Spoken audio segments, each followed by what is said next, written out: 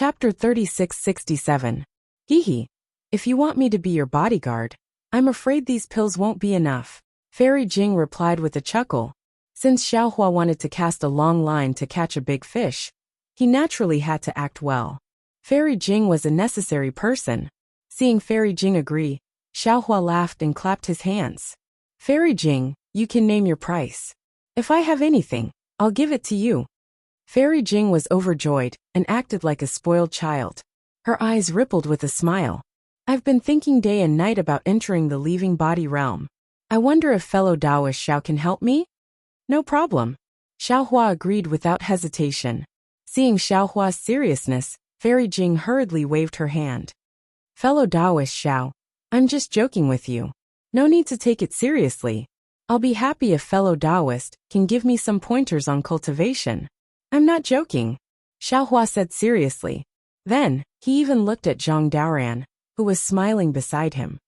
Brother Daoran, we all have to face the out-of-body stage. Isn't it better to comprehend it together than to work behind closed doors? Well said, Brother Xiao.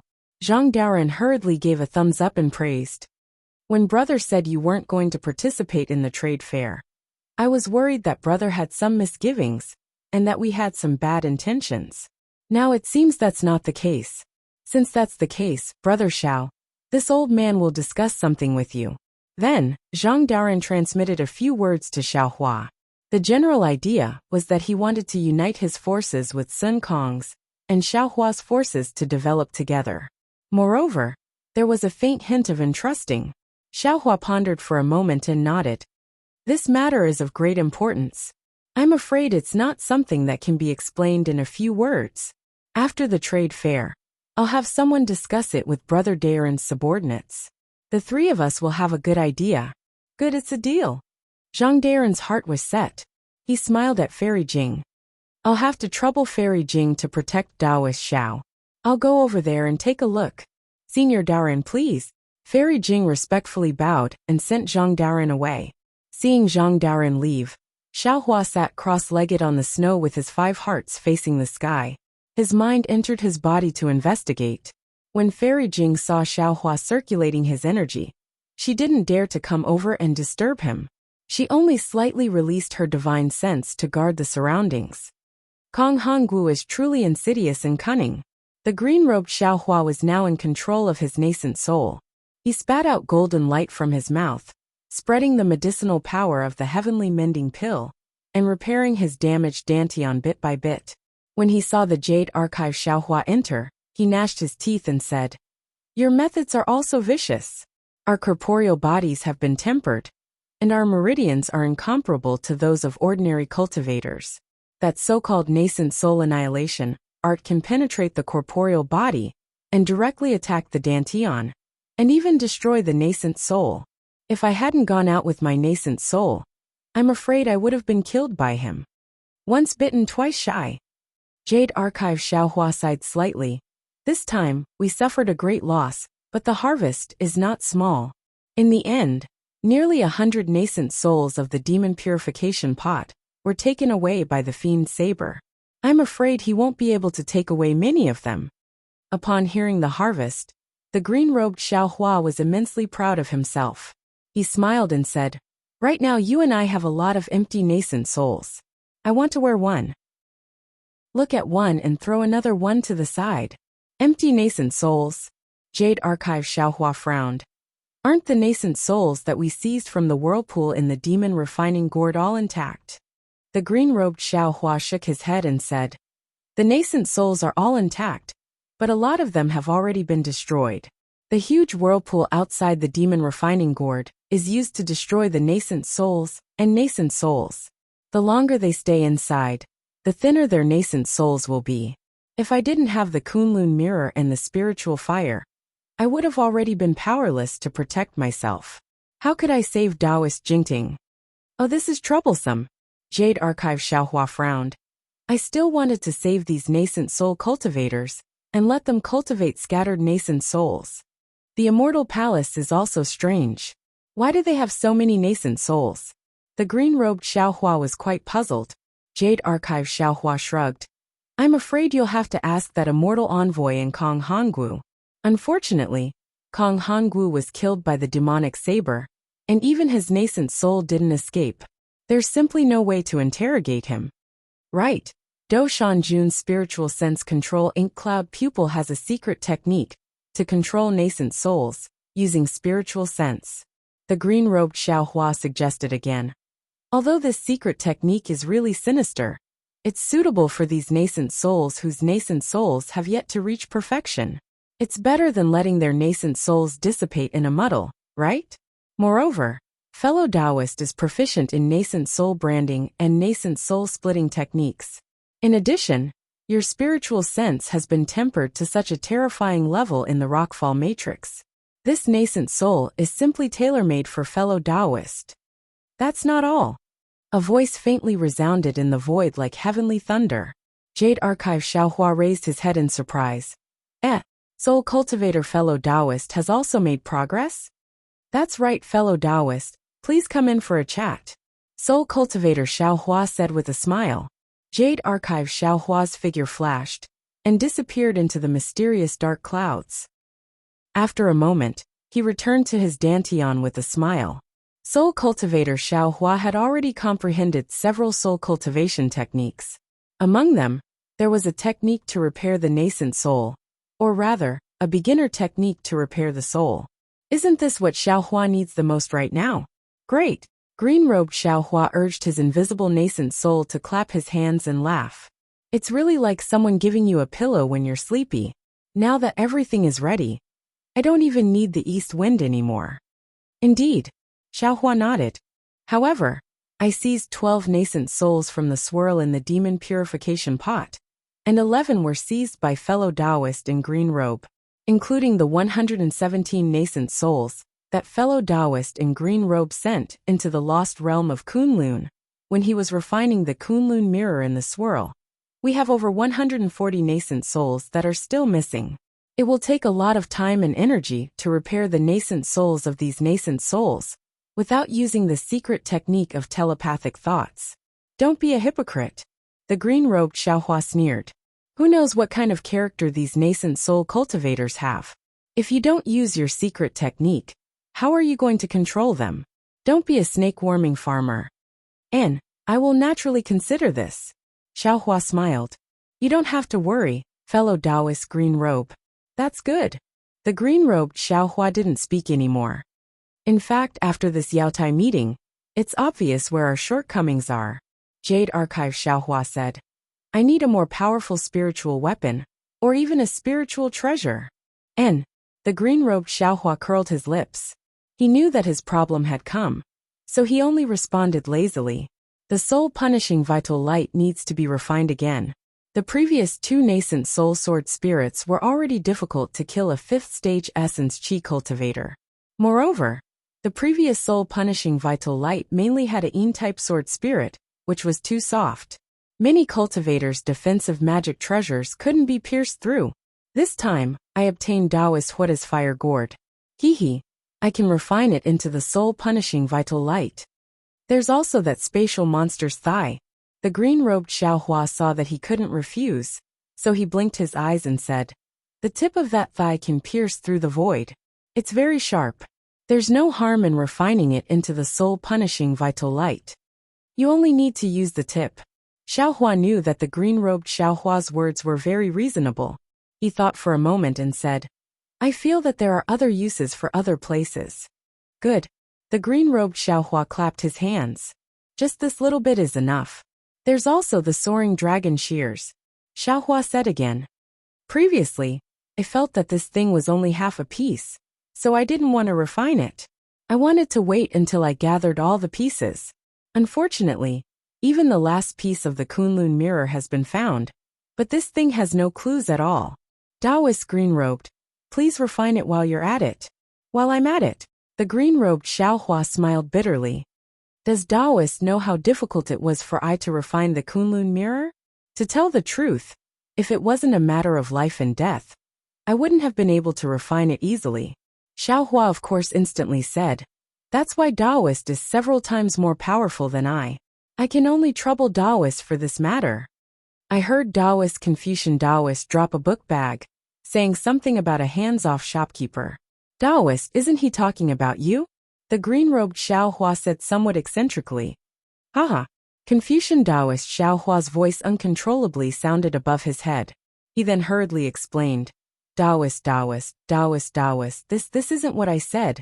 It's what the green-robed Xiao Hua said himself. No matter.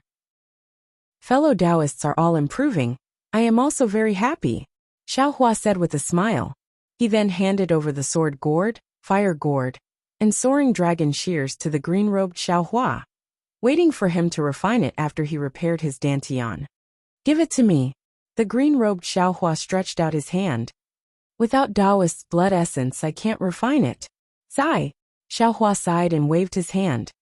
Taoist should first repair your dantian, and slowly nourish the two magic treasures. It's really not easy for I to take out my blood essence now. Let's wait a bit. That bastard Mo Ling has seriously injured us. The green-robed Xiao Hua was silent. After a while, he advised in a low voice. Taoist, Mo Ling is an outsider after all. You can't trust him. That demonic technique is also a technique of the demonic realm.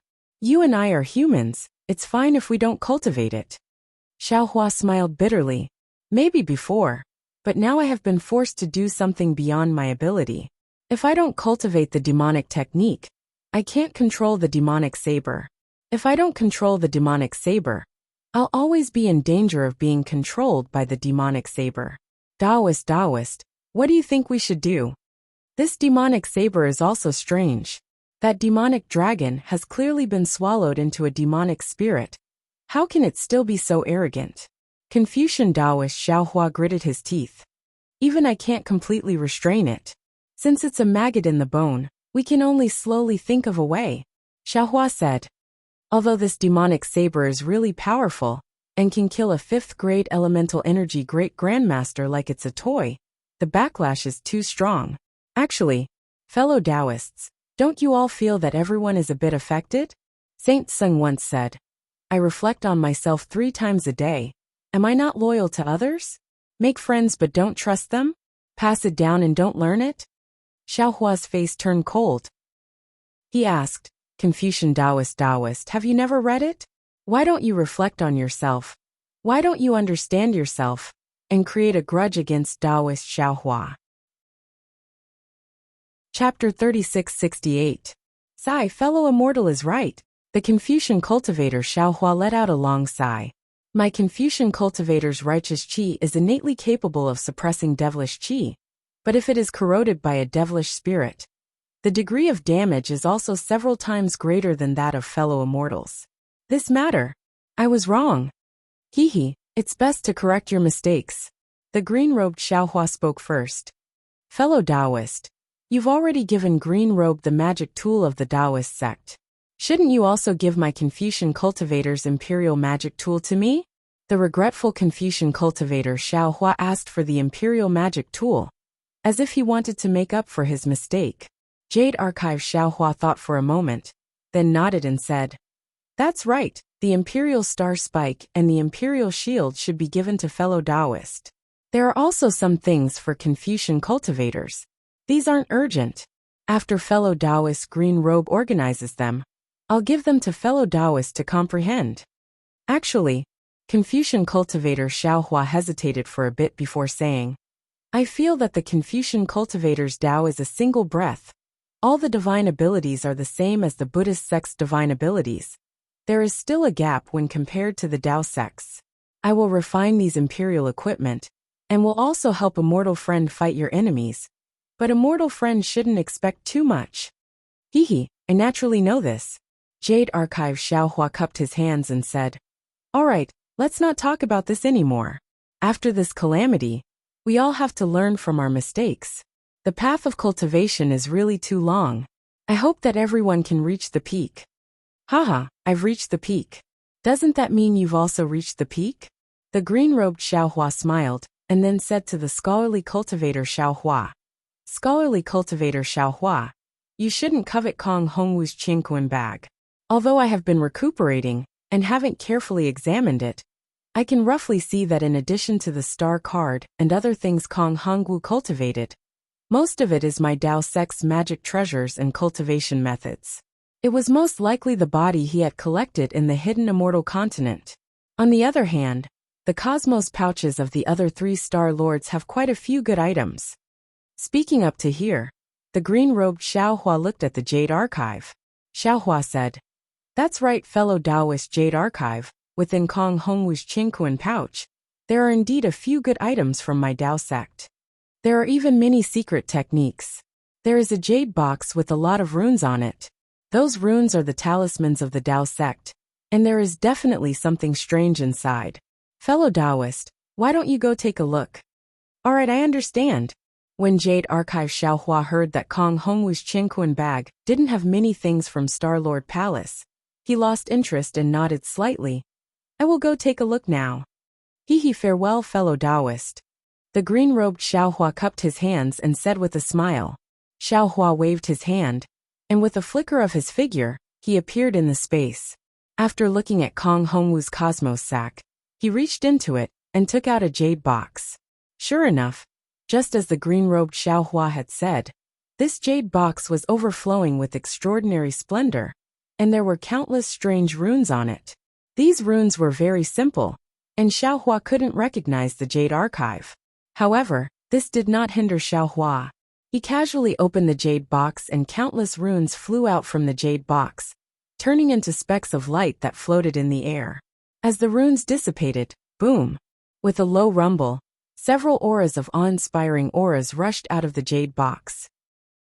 "This is..." Jade Archive Xiaohua frowned slightly, looking at the 5 strange imperial equipment that rushed out of the jade box. His heart was indescribably strange. Kong Hongwu is the Palace Lord of Star-Lord Palace, and he himself is a Confucian cultivator. Why did he seal these 5 imperial equipment with Dao talismans? While thinking, Jade Archive Xiaohua waved his hand, and one of the imperial equipment that was faintly connected flew out and landed in his hand. This was a fist-sized ochre imperial equipment, and when it landed in his hand, it gave off a warm feeling. Moreover, this imperial equipment's texture was very solid, and it was engraved with mountains and rivers, flowers, birds, fish, insects, and other things, giving off an indescribable feeling of heaviness. Looking at the Jade Archive, Xiaohua didn't know what to do, so he took out another one. After a while, Jade Archive Xiaohua looked at the 5 imperial equipment. These 5 imperial equipment were obviously a set. It was just that the shapes were different, and the shapes were also strange. Some were like worms, some were like eagles, and some were like bears, and so on. These 5 imperial equipment, I'm afraid they're not simple. Jade Archive Xiaohua sneered. The Star Lords of Star-Lord Palace are all criminals of the Immortal Palace, and Kong Hongwu himself probably isn't that strong. He racked his brains to collect these imperial equipment to curry favor with the people of the Immortal Palace. And perhaps it's that so-called immortal emissary. No matter who he wants to show filial piety to, these things have fallen into Ai's hands, and I'm afraid they'll never see the light of day again. Immediately, Jade Archive Xiaohua threw these imperial equipment back into the jade box, casually throwing them into the pile of imperial equipment and magic treasures. And then his figure swayed, entering the inside of the space. After a long time, Xiaohua opened his eyes, and the first thing he saw was Fairy Jing's concerned gaze. Although Fairy Jing wasn't close to Xiaohua, her eyes were overflowing with emotions as she watched Xiaohua's movements without blinking, fearing that Xiaohua would have any abnormalities. When Xiaohua suddenly opened his eyes, Fairy Jing was rather surprised. She didn't have time to move her eyes away, and their eyes met. Seeing the concern in Fairy Jing's eyes, Xiaohua sighed in his heart, and he had an impulse to tell her the reason for this matter, or simply let her go back, and he would leave alone to see what Taoist Yuan Qing was plotting. But after thinking about it for a moment, he realized that aside from Fairy Jing, he really couldn't find a suitable cultivator to follow him. If he left, there would be a huge flaw. So, Xiaohua stood up and smiled at Fairy Jing, who was hastily avoiding his gaze, and said, "Fairy Jing, I have something to tell you." "Fellow Taoist Xiao, please speak." Fairy Jing was clearly somewhat absent-minded. "If one day you discover that this Xiao is deceiving you about something, please don't blame this Xiao. This Xiao has his own difficulties. In fact, these words were quite obvious. If it was under normal circumstances, with Fairy Jing's pure heart, she would definitely be able to hear it. Unfortunately, this woman was currently a part of the situation. So how could she distinguish it?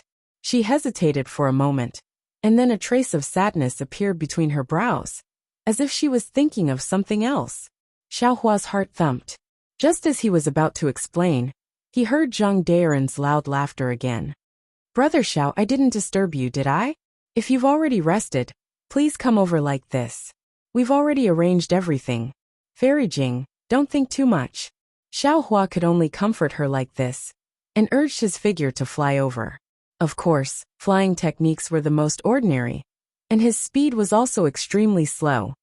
Oh, fellow Taoist Xiao has already recovered? Master Sun Kong blinked his eyes at Xiaohua, and said loudly. Xiaohua smiled slightly. He naturally knew that Master Sun Kong, in order to cater to his plan, had promoted him quite a bit.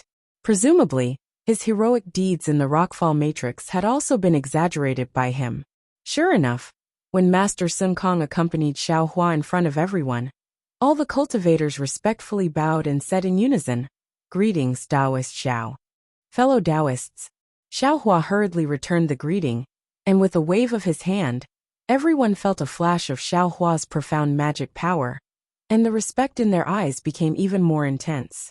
Brother Xiao, this is the constitution that we've discussed. If you have time, take a look. Zhang Daoran took out a jade eye from his bosom and handed it over to Xiaohua. The time is set to be 3 years later. Moreover, all the things that we've obtained in the Jade Pavilion conference this time, except for the 2 treasures, will be recorded in it to show fairness. Good. Xiaohua nodded. We Dao sect cultivators don't have a good reputation in the hidden immortal continent. First, it's because Confucian cultivators exaggerate, and second, it's because our Dao sect's cultivation method is different from Confucian cultivators and Buddhist sections. We have a great need for spirit pills, spirit herbs, and cultivation methods. Sometimes, we have no choice but to do some things that corrupt our conscience. These things are admittedly done secretly, but there will always be a time when it's exposed. There's an old saying, the heavens are watching what people do. This Xiao doesn't dare to ask you fellow Taoists for anything. I only ask you fellow Taoists to think about your own conscience when you do things, and think about the heavens above your head. Brother Daoran and Brother Sun Kong have done extremely well. The word fairness is easy to say, but it's difficult to do. The 2 fellow Taoists actually put this word in front of your head. Presumably, all of you fellow Taoists are convinced in your heart. Leaving the treasures you've obtained with other fellow Taoists is also a relief. If this Xiao has the opportunity 3 years later, I'll definitely go and participate in the conference at that time. Once Xiaohua's words came out, the several hundred cultivators had different expressions on their faces. Some looked pensive, some looked disapproving, and even some looked disdainful. Xiaohua naturally didn't feel that his words could change everything. He already felt pretty good that he was able to seize this opportunity to speak his mind. Immediately after, Xiaohua waved his hand again, and several hundred jade eyes fell down like rain. 1 or 2 fell in front of each cultivator's eyes. Oh, the crowd of cultivators looked at the jade eyes with puzzlement. They didn't know whether they should take it or not. Xiaohua cupped his hands and said, Fellow Taoists, this Xiao has a matter to ask of you. Inside these jade eyes are low-level mental cultivation methods from foundation establishment to enlightened realm. There are also some mental cultivation methods that are different from the current cultivation methods. This Xiao hopes that you fellow Taoists can take these jade eyes back, or pass them on to your own disciples, or gift them to the later generations of Taoist disciples. Of course, if you fellow Taoists can copy them and gift them to Confucian disciples with potential, this Xiao will be even more grateful. Ha ha ha, that's easy. When Master Sun Kong heard this, he flicked his big sleeve and took the jade eyes in front of him. He said with a smile, This old man will let the disciples make 10,000 copies and pass them on to other low-level disciples. Hee, I also have no problem. When the crowd of cultivators heard this, they naturally agreed without hesitation. It was just helping Xiaohua distribute the cultivation methods. It was simply a matter of lifting their hands. Many thanks, fellow Taoists. Xiaohua was overjoyed. He raised his hand and saluted everyone. Then, the crowd of cultivators chatted with Xiaohua for a while, trying to get familiar with him, and flew away respectively. Seeing that everyone had left, and Master Sun Kong and Zhang Daoran were also about to say goodbye, Xiaohua thought of something and said with a smile, "Fellow Taoists are the senior experts of my Taoist cultivators in the hidden immortal continent. My Taoist lineage's inheritance will also have to rely on fellow Taoists." Chapter 3669. Then, Xiaohua told them about his suspicions that Confucian cultivators had tampered with the Taoist techniques. Zhang Daoran and Sun Kong had cultivated for thousands of years and had encountered far more things than Xiaohua. So how could they not feel anything? However, they had always been minding their own business. They were already very happy that they had obtained the correct techniques. So how could they care about others? Now that Xiaohua mentioned it, he even took out a lot of cultivation methods to ask them to teach their disciples. Of course, they all agreed. Finally, before the two left, Xiaohua specially asked them to help him find children with good aptitudes. And there was no limit to the number, the more the better. Sun Kong and Zhang Daoran knew that Xiaohua wanted to teach disciples, so they wanted to remind him. But when they thought about how high Xiaohua's cultivation was, how could he not know the pros and cons? They didn't mention it, and cupped their hands to bid farewell to Xiaohua. Fairy Jing naturally stayed by Xiaohua's side. She looked at Xiaohua's actions with a dumbfounded expression. These were things she had never thought about before.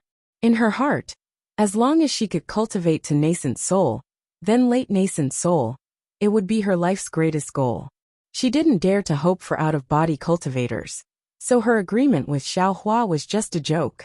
After everyone had left, Fairy Jing said in a low voice, "Xiaohua, what are you doing all this for? Are you trying to revitalize the Taoist sect? Are you trying to develop your own power? Is it because your power isn't enough, so you don't want to become sworn brothers with Sun Kong and Zhang Daoran?" Speaking of sworn brothers, Fairy Jing couldn't help but think of Xiaohua's famous words, and her face flushed. If you're talking about revitalizing the Taoist sect, this Xiao's power isn't enough, Xiaohua said with a smile. Then just think of it as developing my own power. Although this Xiao's cultivation is good, I don't have many disciples under me, and many of them are good and bad. So it's like that. Fairy Jing nodded, but she understood that just developing her own power didn't need to be so troublesome. This is a great man. Fairy Jing couldn't help but praise in her heart. Xiaohua didn't know that he was so great in Fairy Jing's heart. He waved his hand and said, "Let's go, this Xiao still has some things to do. You have to escort this Xiao." Of course. Fairy Jing smiled and was abnormally quiet. "Oh, actually," Xiaohua thought for a moment and finally said, "I didn't suffer such heavy injuries." "Nonsense," Fairy Jing said angrily. "I'm the only one who knows about your injuries. Your nascent soul is damaged, and your dantian is damaged. Why don't you release your nascent soul for me to see?" Xiaohua sweated. Even if his nascent soul was in perfect condition, it still couldn't be seen by others. He raised his hand, wanting to cast a spell, but right now, he didn't have any magic power in his body, so he could only cast Confucian cultivation techniques. Forget it. This Xiao's nascent soul isn't wearing any treasured armor. Xiaohua shrugged helplessly. Cheeky. The corner of Fairy Jing's mouth curled up as she spat again. Her expression was one of joy. After flying with Xiaohua for a while, Fairy Jing was somewhat bewildered and said in a low voice, "Fellow Taoist Xiao, you want to go to the front of Yaotai Mountain?" "Yeah," Xiaohua said with a smile. "This Xiao still has 2 new disciples there, and this Xiao still has some trivial matters to attend to," Fairy Jing advised. "Fellow Taoist Xiao, this time's Yaotai Mountain gathering was really strange. I feel that, besides the strange treasure that Kong Hongwu mentioned, there must be something else that we don't know about. In particular, in the end, the Dragon Gate of the Yaotai Mountain gathering didn't appear, and that so-called Rainbow Bridge was even more strange. It's better for us to leave Yaotai Mountain as soon as possible," Xiaohua was well aware of this, but as a Taoist cultivator who killed Kong Hongwu, he should stay here at this time. Even if someone from the Immortal Palace came to investigate, he would appear calm and not easily be suspected by the Immortal Palace. Of course, this kind of calmness couldn't be too excessive. If people felt that he had nothing to fear, he would be suspected of trying to hide something. Therefore, Xiaohua nodded. Fairy Jing is right. Let's hurry to the front of the mountain and leave as soon as we finish our business. When Fairy Jing heard Xiaohua say hurry, she immediately stretched out her hand and held Xiaohua's arm. She urged her magic power, and her figure turned into a rainbow and flew into the distance. Xiaohua smiled bitterly and could only let it be. He didn't know where the scorching sun formation was set up on Yaotai Mountain, but it took Fairy Jing more than an hour to bring Xiaohua to Yaotai Mountain. Perhaps it was because some cultivators had already come here, or perhaps it had already been a year since the Yaotai Mountain gathering began, but the previously lively Yaotai Mountain had become a lot more desolate. Not to mention the tents stationed in front of the mountain, even the Taoist cultivators flying in the air had almost disappeared. Xiaohua didn't wait for them to arrive, and had already released his divine sense. After Chang Yu and Wu Tian sensed it, they immediately flew out from their secluded cultivation and stood respectfully in the air. When Xiaohua and Fairy Jing arrived, the two looked at Fairy Jing very curiously and bowed. Greetings, Taoist Xiao. Greetings, Senior. Xiaohua smiled and said to the two, This is Fairy Jing. She saved this old man at the Yaotai Mountain gathering. Then he told them about Chang Yu and Wu Tian's origins. The two didn't dare to be negligent and said respectfully again, Many thanks, Fairy Jing. Fairy Jing waved her hand and took out two magic treasures from her bosom, handing them over to the two, saying, This is the first time we've met. I don't know what hobbies you have, but I obtained these two magic treasures in my early years. Take them. Chang Yu and Wu Tian didn't dare to take them and looked at Xiaohua. Haha, take them. Xiaohua said with a smile. In the future, Fairy Jing won't be an outsider. You can treat her as your senior. Yes, we understand. Chang Yu and Wu Tian smiled. Seeming to understand something, they reached out to take the magic treasures. Xiaohua's words were clearly ambiguous. Even if Fairy Jing heard it, her face turned slightly red. But let alone Fairy Jing, even Xiaohua himself understood that at this moment, as long as one listened attentively, they would definitely have different meanings unless he didn't say anything. Since Xiaohua said he could treat Fairy Jing as his senior, Chang Yu didn't hold back and said in a low voice, Master, did you succeed? Disciple heard that this time's Jade Pavilion gathering was a great calamity. Out of 10 nascent soul seniors, less than 10% of Jindan cultivators survived. Master? Fairy Jing's beautiful eyes flashed with a strange splendor. She increasingly felt that there were too many things she couldn't see through on Xiaohua. Hee, when Master takes action, how could I leave anything empty? Xiaohua chuckled, looking very wretched, as if he was going to steal chickens and touch dogs. Congratulations, Master. You can be the master of a country. Chang Yu and Wu Tian were overjoyed and bowed to salute. Congratulations, congratulations. Xiaohua waved his hand and said, How has your cultivation been recently? Have you thought it through? Wu Tian rushed to say, Disciple came to Jade Mountain to die. Disciple cleaned up the cave. As long as Master comes out, Disciple will follow Master to Black Wind Ridge. Chang Yu also smiled and said, Master's cultivation method. Disciple's cultivation is very smooth. Moreover, Disciple also saw Junior Brother's progress. There's no deviation. Although Disciple didn't expect to go to Black Wind Ridge, it doesn't matter if Disciple goes back a few years later. Disciple will follow Master to Black Wind Ridge. Good. Since that's the case, you all go to Black Wind Ridge first. Xiaohua said and waved his hand, taking out the jade box containing the lot of the state preceptor from the space. What? Master isn't going back to Black Wind Ridge? Chang Yu and Wu Tian were stunned. Even Fairy Jing was shocked. Fellow Taoist Xiao Yu, aren't going back to Black Wind Ridge? Where are you going? With your current situation, it's better to cultivate as soon as possible. This Xiaohua was about to explain. Woo! A ray of light appeared in the distance, turning into a ray of light that fell in front of Xiaohua. Xiaohua grabbed it with his hand. It was the message talisman he refined. Oh, Xiaohua's eyes lit up, and he said with a smile, "We'll talk about this later. This Zhao's good news is coming." Sure enough, after a short while, that 1,000-demon sacred realms Ingpa brought 2 demons over. The 3 of them were wearing strange armors that covered their faces and bodies, but the grayish-white demon clouds under their feet still exposed their identities. Seeing the 3 demons flying over, the doubt on Fairy Jing's face became even stronger. Xiaohua urged his body to fly forward for a while, and he cupped his hands. Fellow Taoist Ingpa is indeed a trustworthy person. Cough cough, no, a demon with trustworthiness. This Xiao just came out of the Jade Pavilion conference, and I have good news. Ingpa smiled and cupped his hands. This one congratulates Taoist Xiao.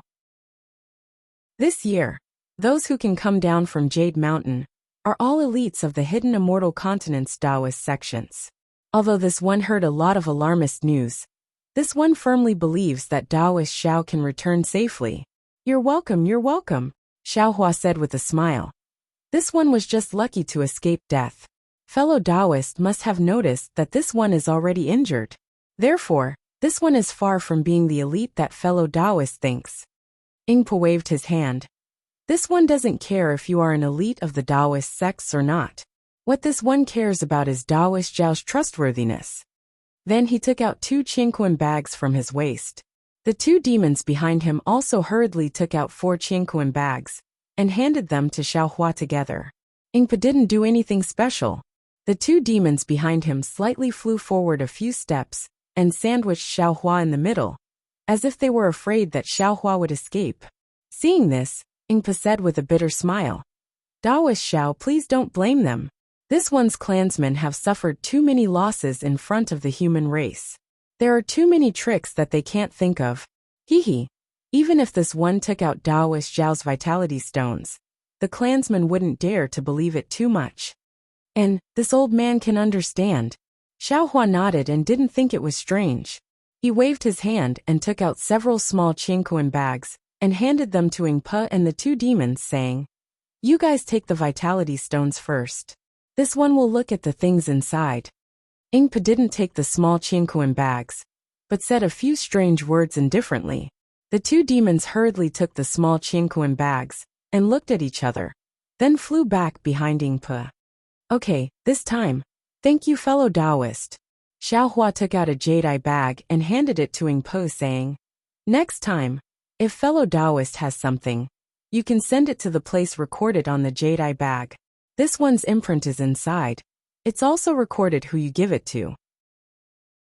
They will pay fellow Taoist enough vitality stones." Chapter 3670. Seeing Xiaohua like this, Ingpa was stunned and said in a low voice, "Taoist master, you don't want to take a look at the things inside?" "No need," Xiaohua said with a smile. "To be honest, the things I need are all rare and strange. Taoist friend might not have the things inside. However, if I only want my own things, then wouldn't you be wasting your time on the other things? Rather than letting Taoist friend run around for nothing, I might as well take them all." Hearing this, Ingpa was silent for a moment and stretched out his hand. Those were obviously demon claws covered in light brown fur. Xiaohua smiled and stretched out his hand to shake Ingpa's hand. The brown fur on Ingpa's hand was very sharp and prickly. However, Xiaohua looked straight at Ingpa's face that was hidden in the armor and didn't care at all. "Taoist friend is the first trustworthy person I met in the Hidden Immortal Continent." Ingpa looked into Xiaohua's eyes and said in a low voice, "If the first transaction was for profit, then the future transactions with Taoist master will also be for profit." Haha.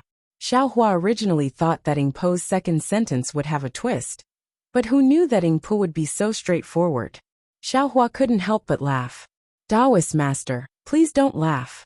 For the survival of my clan, profit is the most important thing. Of course, other than profit, I will do my best, and even use the power of my entire clan, to serve Taoist Master Xiao." Ingpa said immediately. After speaking, Ingpa let go of his hand, and Xiaohua also withdrew his hand with a smile. Xiaohua naturally didn't think that what Ingpa said was the same as what Ao Zhantian and the others said. So he said with a smile, "To be able to obtain Daoist friend's trust, I am also honored. However, I don't know if the primeval stones I took out are enough. If not, how much more do you need? I will make up for it."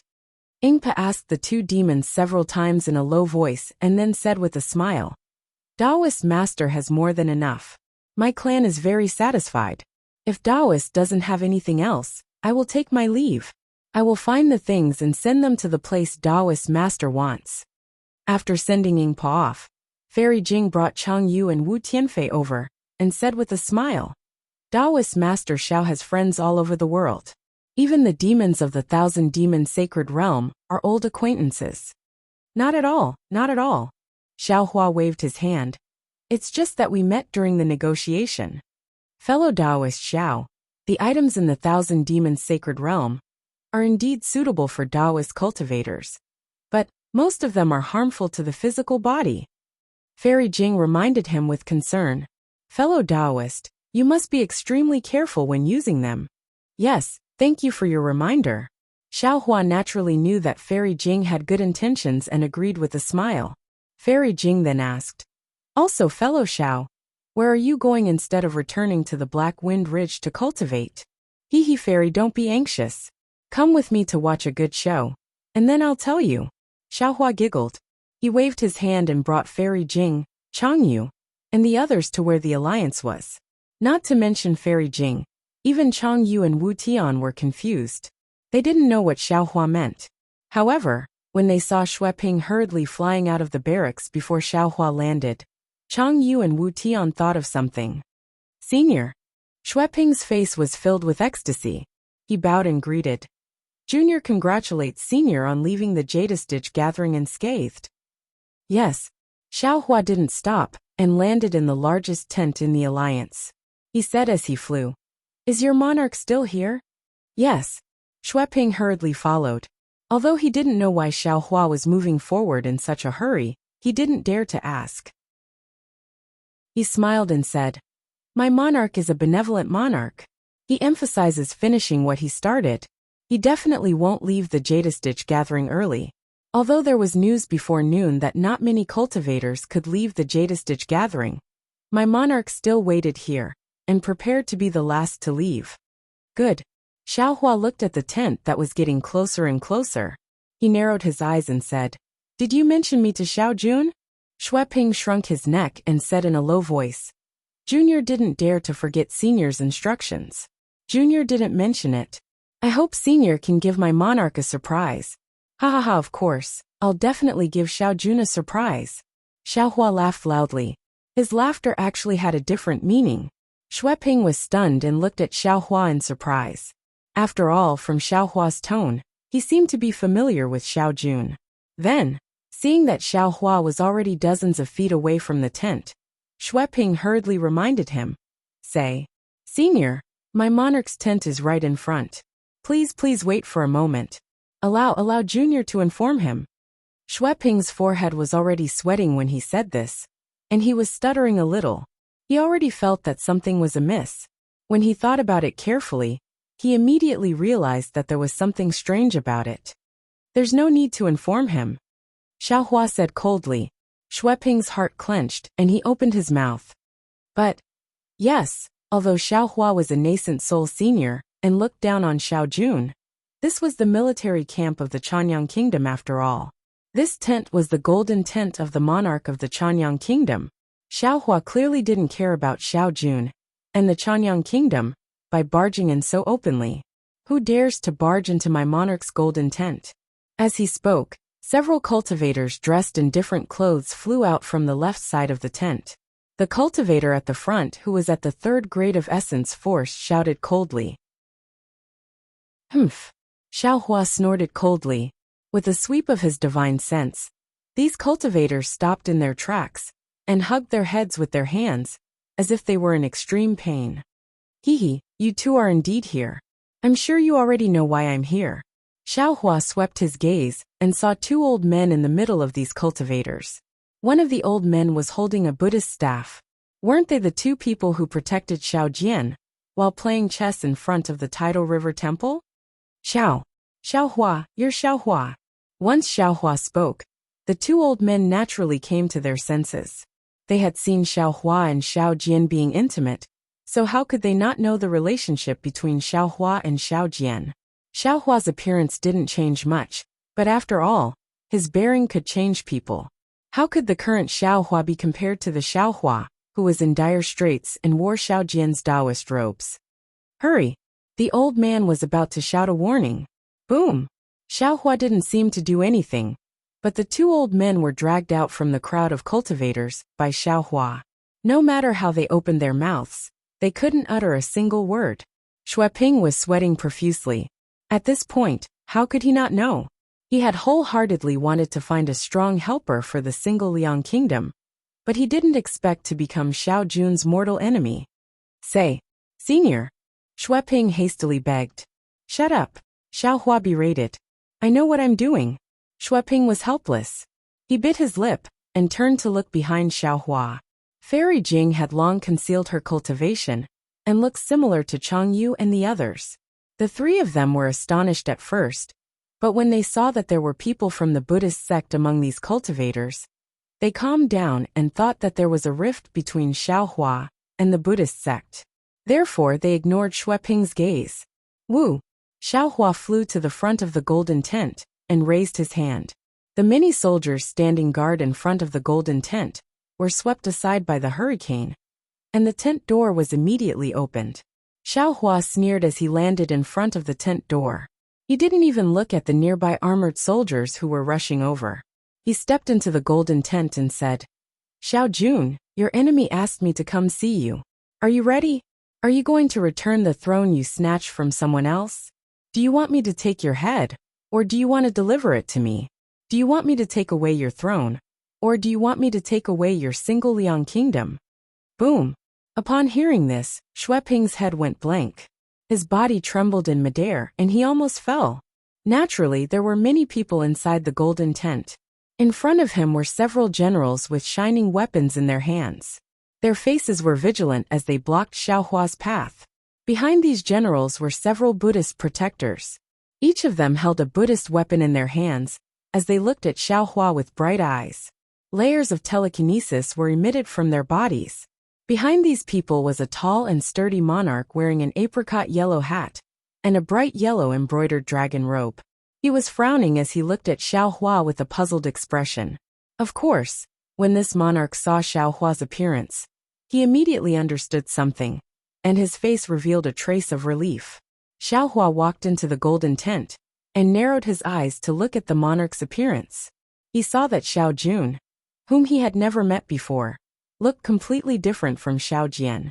Xiao Jian was a wretched old man, but this Xiao Jun was not only tall, but also had a dignified appearance. He had a square face and large eyes under his thick eyebrows flashed with a dignified divine light.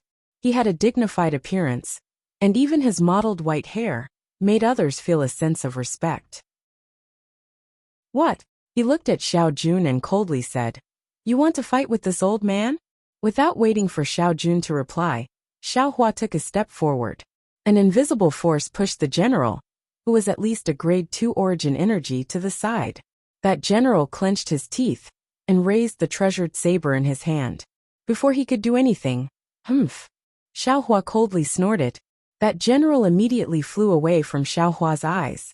With a pu sound, he crashed into the side of the golden tent and fell to the ground. Protect the emperor, protect the emperor!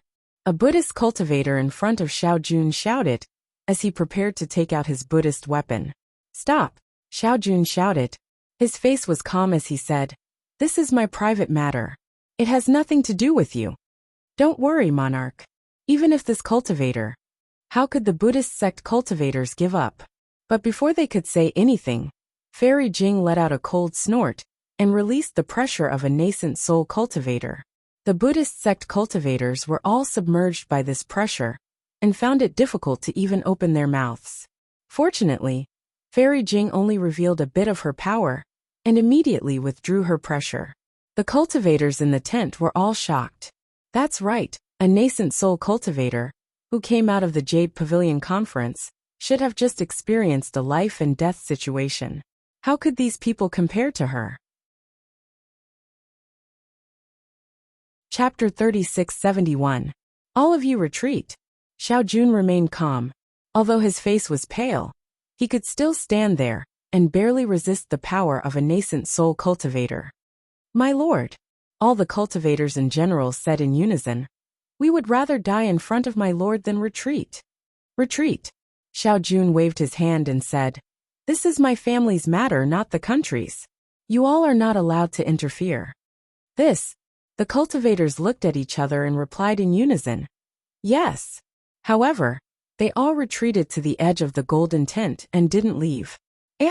Seeing the reaction of the cultivators and soldiers, Xiao Jun sighed. He looked at Xiao Hua and bowed. Junior Xiao Jun greets Senior Xiao. Xiao Hua nodded and didn't return the greeting. He walked in front of Xiao Jun and said, you're enjoying being the monarch. Isn't it time to return it to Xiao Jian? Xiao Jun didn't find it strange at all. He took a deep breath and looked at Xueping behind Xiao Hua and the two Buddhist disciples behind the tent.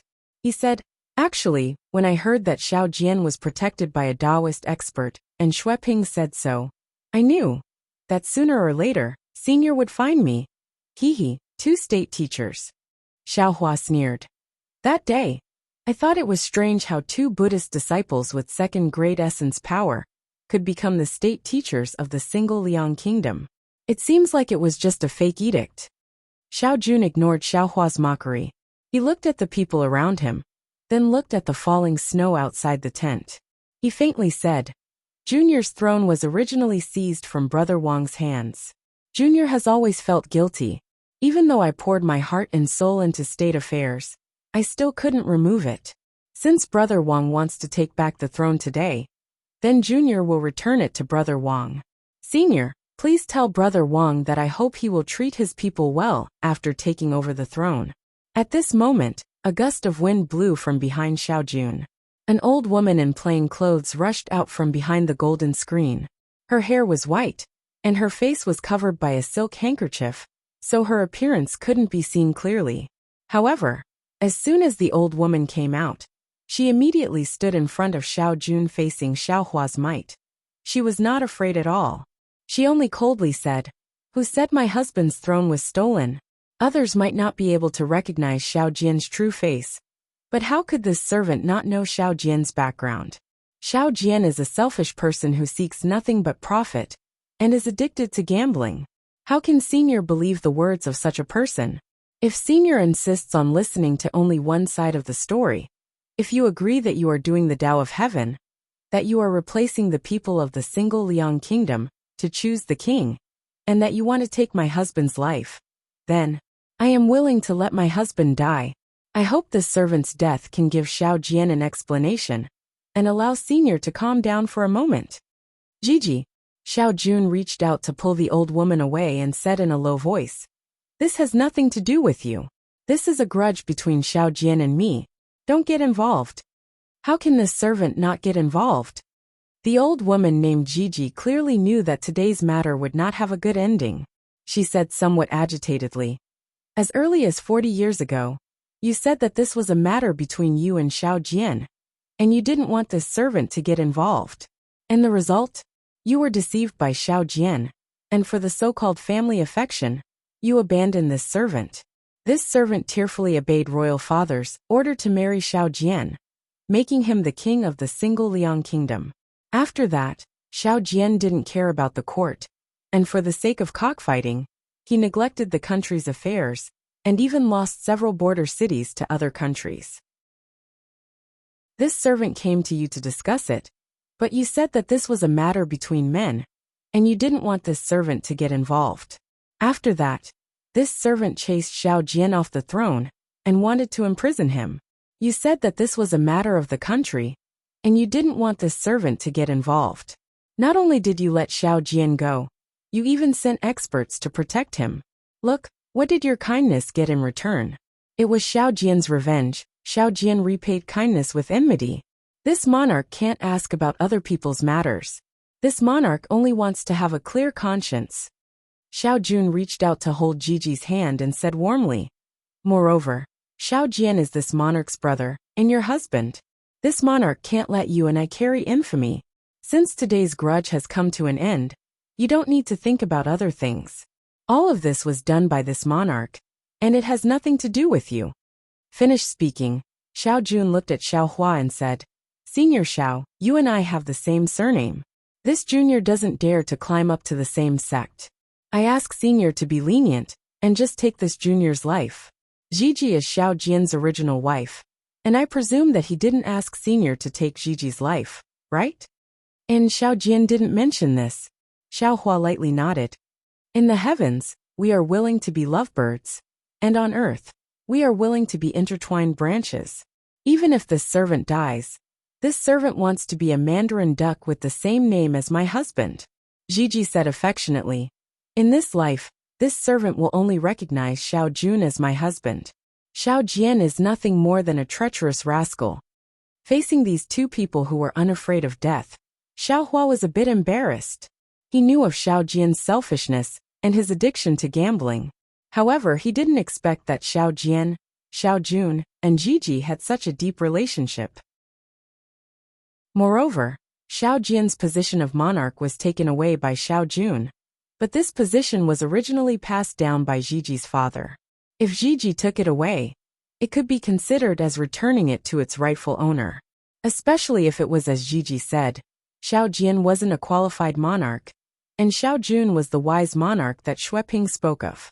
How could Xiao Hua give the position of monarch to Xiao Jian? Daoist Xiao. At this moment, the others didn't dare to speak. Fairy Jing, who was behind him, opened her mouth and said, This servant can't discern the words of others, but this woman's words, this servant can tell that they come from the bottom of her heart. Has Daoist Xiao been bewitched by others? This servant hopes that Daoist Xiao can be a bit more lenient and carefully investigate before speaking again. Xiao Hua nodded and said, It seems that this matter is far from as simple as this Xiao thought. This Xiao might even be wrong. All of you can leave, Fairy Jing said indifferently. If Daoist Xiao wants to make a move, it's useless for all of you to stay here. All of you can leave. Xiao Jun waved his hand and said, Senior Xiao is here for a family matter. It has nothing to do with all of you. However, the soldiers and cultivators were still somewhat unwilling. Quickly leave, Gigi said coldly. This old woman is going to talk about some family scandals. Do you all want to listen? Yes. Gigi's words were still the most effective. Everyone hurriedly bowed and quietly retreated to the sides. Looking at the peaceful tent, Xiao Jun pulled Gigi's hand and walked down from the seat of honor. He bowed and said, Senior, please take a seat. Xiao Hua didn't hold back. He walked to the back of the jade table and sat down. He said to Chang Yu and Wu Tian, The two of you can leave. I'll talk to Xiao Jun. Yes, master. Chang Yu and Wu Tian hurriedly left the tent. Fairy Jing's beautiful eyes swept over and said with a smile, Since it's your Xiao family's matter, it's not convenient for this servant to listen. I'll leave for a moment. Xiao Hua thought for a moment and nodded. Very well. Fairy Jing, please wait outside for a moment. After Fairy Jing left, Xiao Hua looked at Xiao Jun's slightly calm face and said, Tell me the matter between you and Xiao Jian. No matter how big or small it is, tell me everything. Yes, senior. Seeing Xiao Hua's tone as a senior of the Xiao family, the Xiao family didn't dare to be negligent and told the whole story in detail. The matter was far more complicated than Xiao Hua imagined. Xiao Jun and Xiao Jian were cousins. They were from the side branch of the Xiao family of the Single Liang country. The Xiao family had some influence in the Single Liang country, and was a big family that the king of the Single Liang country wanted to rope in. Xiao Jun and Xiao Jian had a good relationship since childhood. Xiao Jian's character wasn't good, and others didn't like him. However, Xiao Jun was magnanimous and didn't care about Xiao Jian's shortcomings. He could be considered one of the few family members that Xiao Jian could trust. When the two of them got older, they entered the academy of the Single Liang country to study.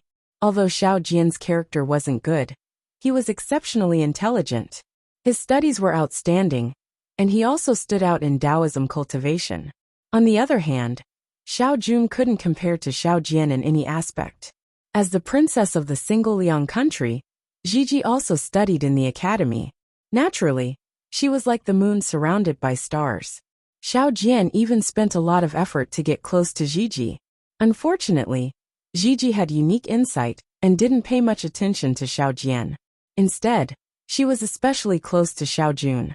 Thus, Xiao Jian pretended to be drunk and confided in front of Xiao Jun that he wouldn't marry anyone other than Gigi. Xiao Jun fell for it and reluctantly dropped out of the academy. He was even punished by the Xiao family. Later, the king of the single Liang country selected a son-in-law from the Imperial Academy. Xiao Jian stood out and obtained the king's favor. Of course, when the king was alive, Xiao Jian pretended very well. He handled the affairs of the country and family cleanly without any mistakes. Although Gigi's heart wasn't with Xiao Jian, she didn't think too much about it for the sake of the single Liang country. However, when the king passed away, Xiao Jian took control of the country and immediately revealed his true nature. Not only did he begin to neglect the affairs of the country, he even learned cockfighting from an unknown disciple. For a time, cockfighting became the norm in the single Liang country, and no one paid attention to the affairs of the country. Because of this, Gigi also paid a visit to the state preceptor of the single Liang country and begged him to step in.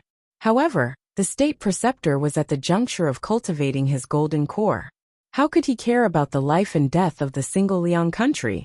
He didn't pay attention to it at all. In the end, when Xiao Jian lost the 3 border cities to the neighboring country and wanted to gamble again, Gigi couldn't bear it anymore. She contacted Xiao Jun and found a Buddhist sect expert who was also looking for help in the hidden immortal continent. In one fell swoop, Xiao Jian was kicked off the throne. The Golden Core State Preceptor was also expelled from the single Liang country by the Buddhist sect expert. From then on, Xiao Jun established the country with the Buddhist sect and sat on the throne of the single Liang country. Oh, if what you said is true. After listening to Xiao Jun's analysis, Xiao Hua said indifferently, "This old man was wrong." "Oh right, Gigi, what happened to your face?" Gigi wasn't surprised. She took off the handkerchief on her face and saw that the left side of Gigi's face was densely covered with a layer of purple pimples. It was very frightening. Gigi said indifferently, "Senior, please no. I also don't know what happened. Ever since Xiao Jun left the Imperial Academy, my face has been covered with pimples. Father searched everywhere for a divine doctor, but to no avail. Previously, there were only 1 or 2 pimples, but later on, half of my face was covered with them. If it wasn't for my face, how could Xiao Jian be chosen by father so easily?"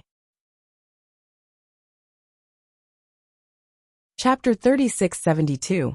Speaking of this, Gigi rejoiced again. "It is also because of this disease that Xiao Jian has never touched me since we got married. I have always let the maidservants by my side accompany me. Only then can I keep Xiao Jun's chastity." Ah. Xiao Hua was quite moved and looked at Xiao Jun. "Xiao Jun, you don't dislike Gigi's face. What Junior doesn't like is the disease on Gigi's face, not Gigi's face." Xiao Jun didn't dare to hide and said in a low voice, "Facing Gigi's heart, that kind of trust and affection is enough to drown this kind of dislike." Thinking back to those days, in the bamboo pavilion after the rain, Gigi half closed her fan. This kind of memory is enough for Junior to be drunk for the rest of Junior's life. "You are telling the truth." Gigi slightly curled her lips. "Can't you say that you don't dislike it?" Xiao Jun smiled and didn't refute. Where was the majestic appearance of a monarch from before? Gigi said to Xiao Hua again, "Junior knows that men like beauty, so I have always used a handkerchief to cover it." Previously, Junior still had some doubts about Xiao Jun, but after so many years, he didn't find someone to serve him like Xiao Jian. What else can Junior say? "Good, good, good." Xiao Hua praised 3 times. What an affectionate and righteous monarch. Senior praises too much. Love fills one's stomach. Junior doesn't feel that there is anything special. Xiao Jun answered honestly again. Che. Although Xiao Hua didn't say anything, he was cursing in his heart. He secretly curled his lips and said, "Extinguishing the candle, isn't it the same? Of course you don't care too much. This old man. is also someone who has experienced it. Then, Xiaohua stood up and said, Xiao Jun, don't be too proud. This old man has heard your and Xiao Jian's words, but each of you has your own reasons, so this old man can't jump to conclusions. However, based on the affection between you and Gigi, this old man won't take your life. As for whether or not you should give up your throne, this old man will go to Danliang country to take a look. Remember, don't try to send any information to Danliang country. That will be even worse for you. Xiao Jun listened and said with a smile, Senior, don't worry. Junior has a clear conscience, but I ask Senior to investigate openly and secretly. Good. Xiaohua clapped his hands and beckoned. Gigi, come here, let this old man see your face. Huh? Gigi's body trembled and her voice trembled. Senior, do you have any ideas? I don't know, Xiaohua lightly said. If you are willing, this old man can give it a try. Xiao Jun said anxiously from the side. If Senior has a way, Junior is willing to give up the throne. Why would I want your throne? Isn't it tiring enough? Xiaohua waved his hand, stretched out his hand, and squeezed the purple lump on Gigi's face. Then, he put his finger in front of his nose and smelled it for a moment. After that, he frowned and said, This is the poison of the bamboo heart. It's caused by the birth of insects in the bamboo heart in a cold place. It's quite rare. Do you particularly like bamboo? Yes, my house in the Imperial Academy is all made of bamboo. Seeing Xiaohua expose her in a single breath, Gigi couldn't help but tremble again. She hurriedly replied, Moreover, that bamboo house doesn't see the sun all year round. When you go back, move away the thing blocking the bamboo house. Or burn the bamboo house. Xiaohua waved his hand and said. Gigi smiled bitterly. That bamboo house has already been burned by Xiao Jian. Oh. Xiaohua understood that this was Xiao Jian's action of being jealous of Xiao Jun and Gigi's relationship. He replied, This old man can cure this poison. Plop. Xiao Jun no longer cared about his status as a monarch. He knelt in front of Xiaohua and begged, Senior, please help. Half a day later, 4 figures flew out from the alliance of the Single Liang Kingdom and headed towards the direction of the Single Liang Kingdom. After flying for an hour, seeing that the snowflakes gradually stopped, Fairy Jing was puzzled and asked, Fellow Taoist Xiao, since you have already treated Gigi's illness, and you think that Xiao Jun is a loyal and affectionate monarch, then, why do you still have to make a trip to the Single Liang Kingdom? What I have heard, and what I have seen are not important. Xiaohua smiled and said, The most important thing is the choice of the people of the Single Liang Kingdom.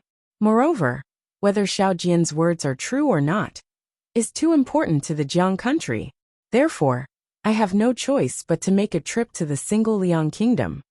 Of course, Fairy Jing didn't know what Xiaohua was thinking. She didn't ask and only smiled. Is this the reason why you didn't return to the Black Wind Ridge? Not all. Xiaohua shook his head and said, I didn't return because someone else did. They are more suitable than me. Oh, them? Fairy Jing turned to look at Chang Yu and Wu Tian, and asked curiously, Just the 2 of them? How can they compare to a real person? Hehe, of course it's not them. Xiaohua smiled mysteriously and said, I have even better help. Fellow Taoist also knows how to keep people in suspense. Fairy Jing pursed her lips and smiled. Xiaohua scanned with his divine sense and pointed to the distance and said, Let's go. When we get there, I will ask my helper to come out and meet with Fairy Jing. Ask him to come out?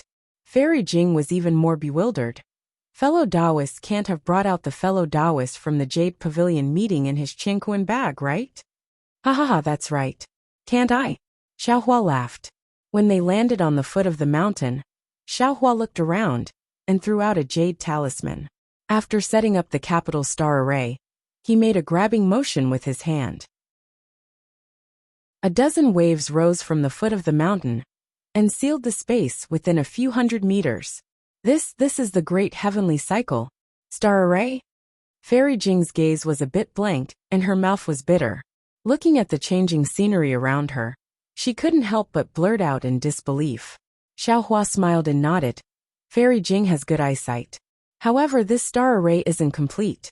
I still haven't figured out a few parts. It's not a few parts, it's 100. Fairy Jing stopped being surprised and said with a smile, "As far as I know, the Great Heavenly Cycle Star Array needs 365 talismans. Fellow Taoist Xiao just cast out less than 100. At this point, Fairy Jing suddenly realized something, and her face flushed. She smiled and said, "I understand.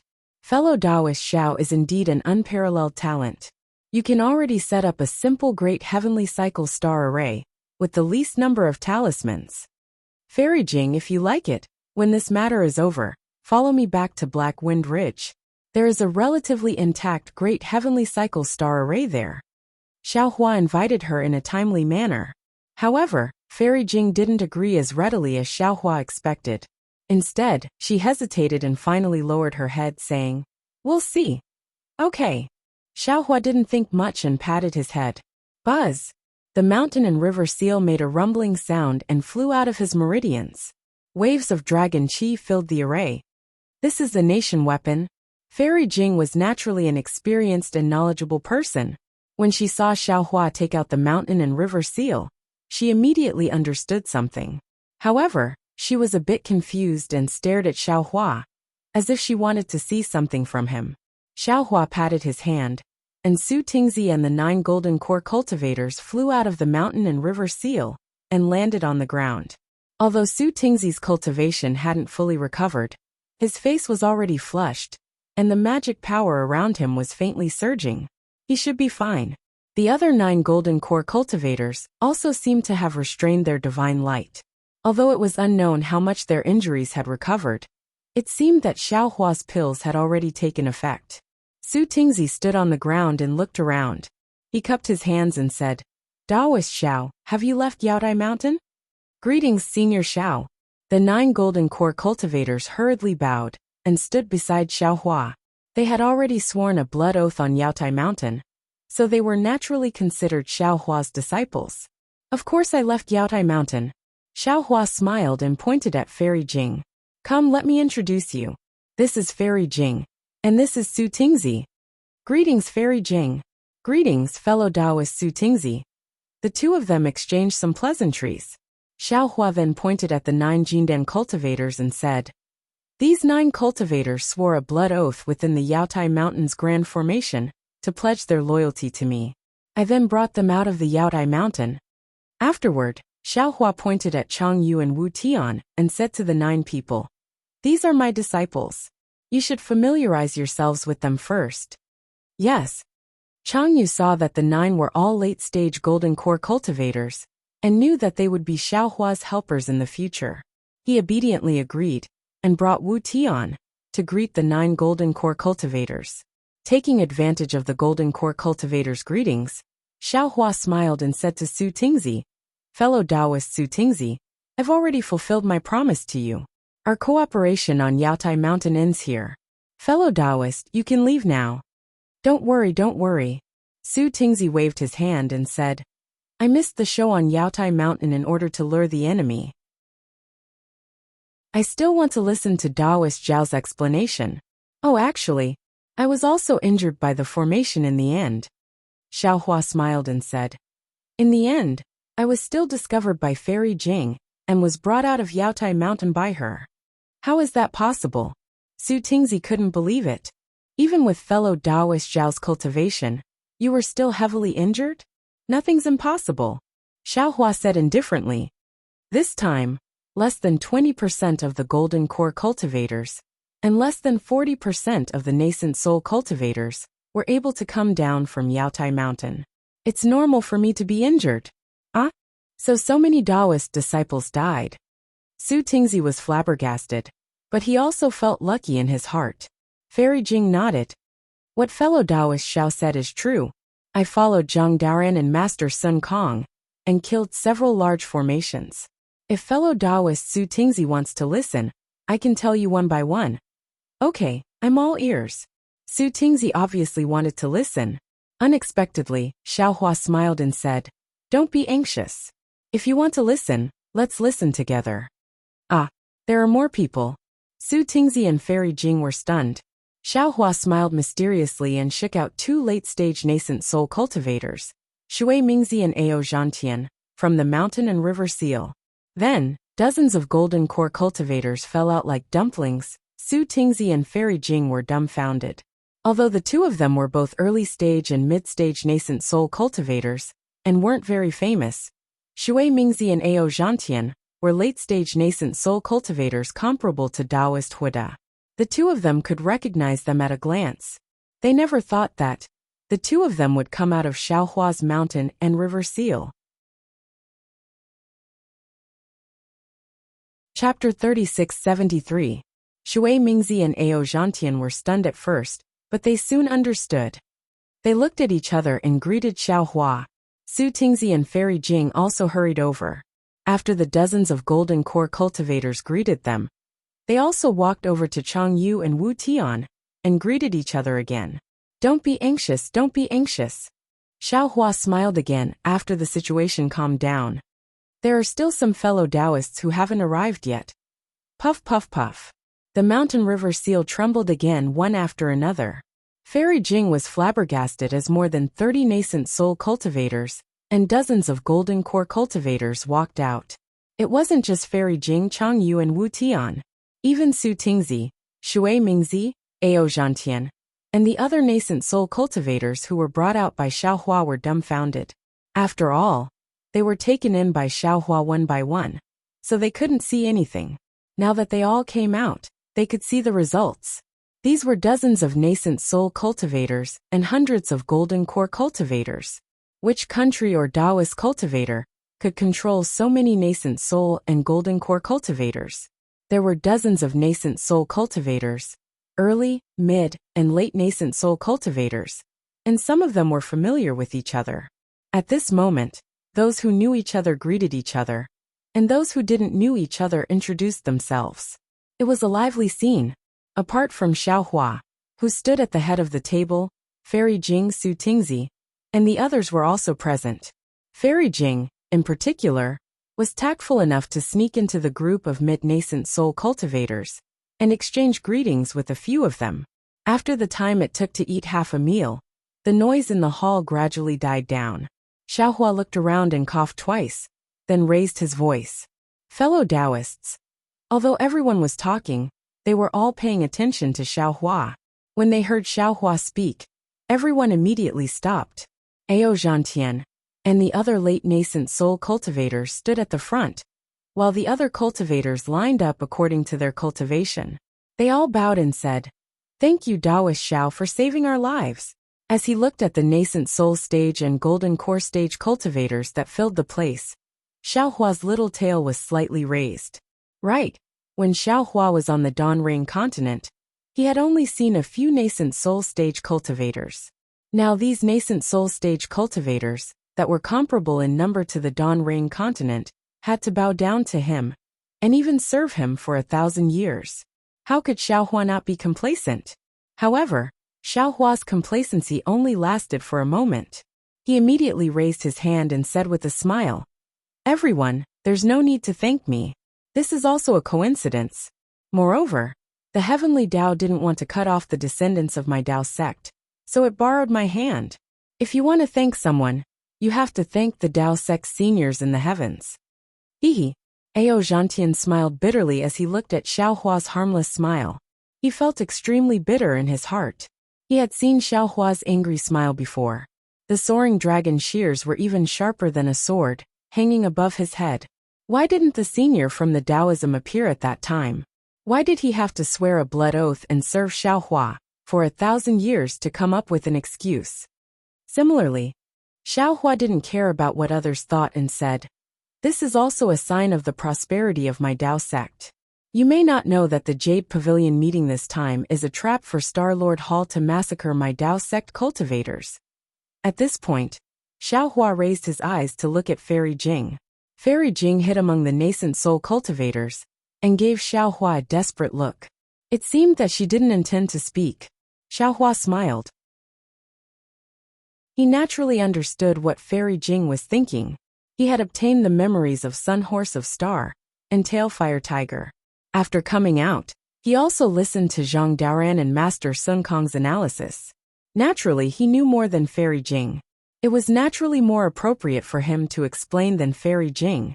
Then, Xiaohua explained the arrangements and plans of the Confucian cultivators on the Jade Mountain, as well as the losses of the Tao sect cultivators. All the cultivators present, whether they were early golden core or late nascent soul cultivators, had a great change in expression.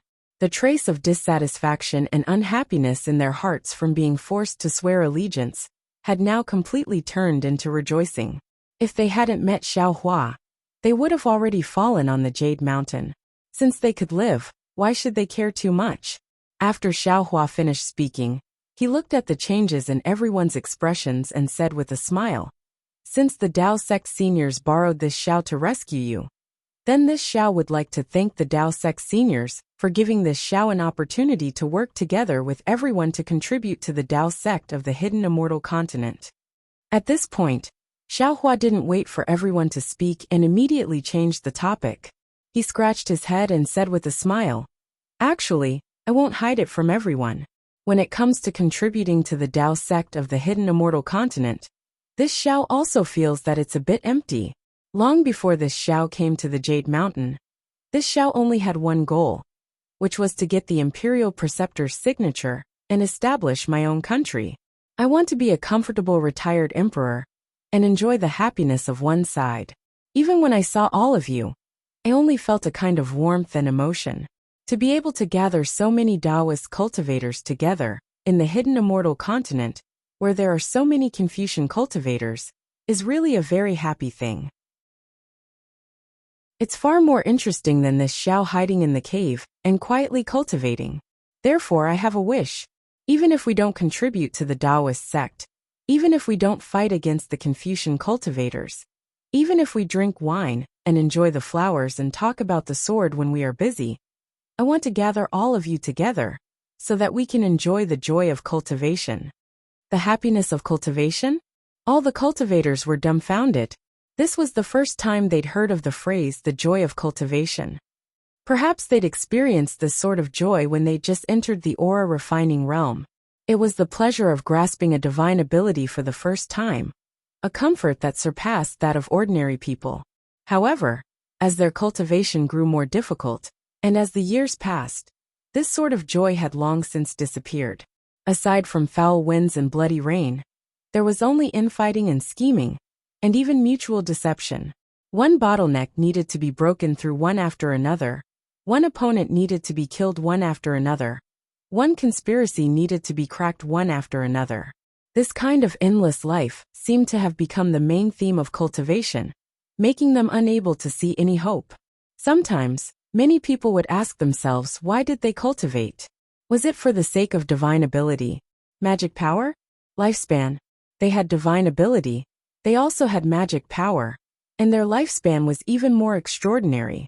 However, when thousands of years of cultivation were dominated by boredom, slaughter, and fear, who would still think about the benefits of lifespan?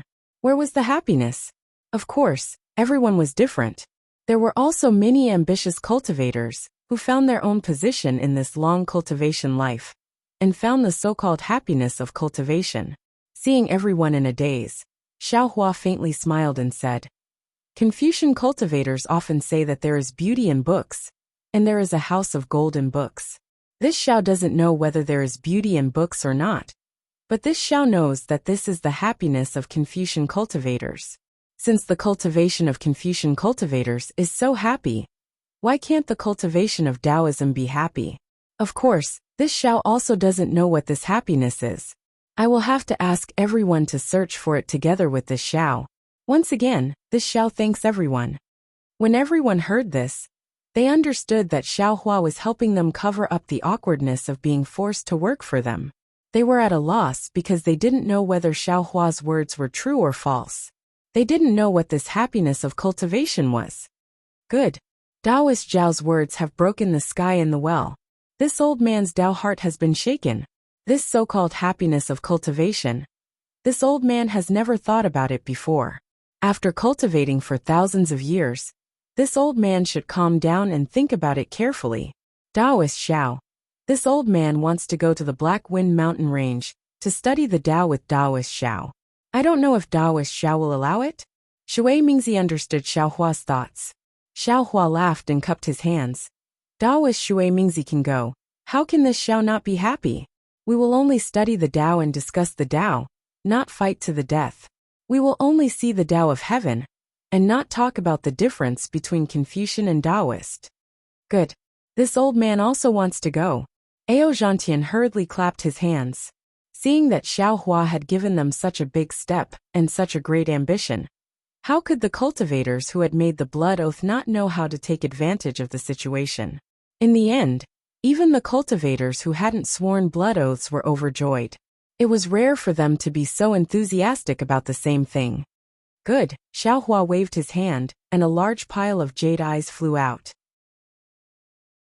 This is the location of the Black Wind Mountain Range, and a message from this Xiao. Take it and go. Fellow Taoists, you are all people with great achievements in cultivation. You are all trustworthy. I look forward to drinking and chatting with you fellow Taoists a year later. This old man will definitely go. I hope Taoist Zhao's immortal wine can satisfy this old man. Ao Zhantian took the jade eyes with a smile. He looked around and said, Taoist Xiao, please open the formation. This old man doesn't have the ability to break Taoist Zhao's formation. Fellow Taoist Ao, please. Xiao Hua smiled, and opened a corner of the capital Heaven Star formation. Ao Zhantian didn't stand on ceremony, and cupped his hands. This old man will take his leave first. We will meet again at the Black Wind Mountain Range. Please. Xiao Hua returned the gesture, and sent Ao Zhantian away. Seeing Ao Zhantian leave so easily, Shui Mingzi and the others were relieved. They said their goodbyes and left. Soon, only Fairy Jing, Su Tingzi, and Xiongyi were left in the formation. There were also about 20 golden core cultivators. Su Tingzi didn't say anything. He frowned as if he was thinking about something. Xiongyi also had a puzzled look on his face. He seemed to want to ask Xiao Hua something, so he didn't leave. Neither of them had sworn blood oaths to Xiao Hua, so Xiao Hua couldn't force them. He turned to look at the 20 golden core cultivators. Apart from Chang Yu and Wu Tian, the 20 golden core cultivators all knelt on the ground and kowtowed. Master, this disciple sincerely wants to become your disciple. Please accept us. Hiss. Fairy Jing sucked in a breath of cold air. Su Tingzi's expression changed slightly. As for Xiongyi, his eyes flashed with a hint of fanaticism. Get up. Xiao Hua helped the golden core cultivators up, and said with a smile, It's not impossible to become my disciple. However, this old man wants to see how your temperaments are. For now, you will all be in-name disciples. Chapter 3674. Thank you, Master.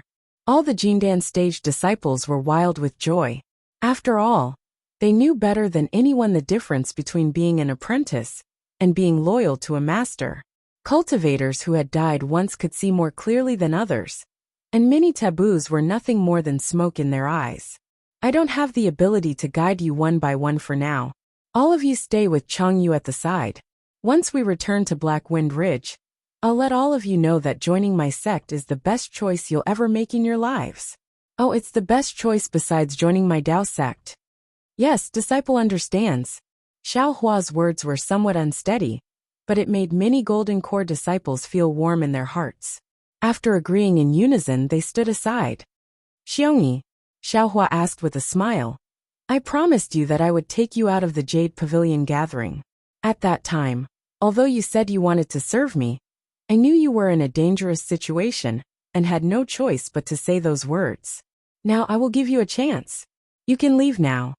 Taoist Master Xiao, I want to ask you a question first, then I can decide. Xiongyi said very seriously. Okay. Taoist Master, the joy of cultivation is admiring the flowers and the moon and discussing the Tao? If so, why did Taoist Master come to the Jade Pavilion gathering to snatch the Imperial Preceptor's lot? Xiongyi immediately asked. Let's not talk about cultivation first. Xiao Hua smiled faintly and explained. Just talking about happiness, there are many kinds of happiness in the secular world. Drinking wine can make you happy, singing can make you happy, dancing can make you happy, having a lot of friends can make you happy, having power over the world can make you happy, having millions of soldiers can make you happy, And even adjusting your breath in your spare time can make you happy.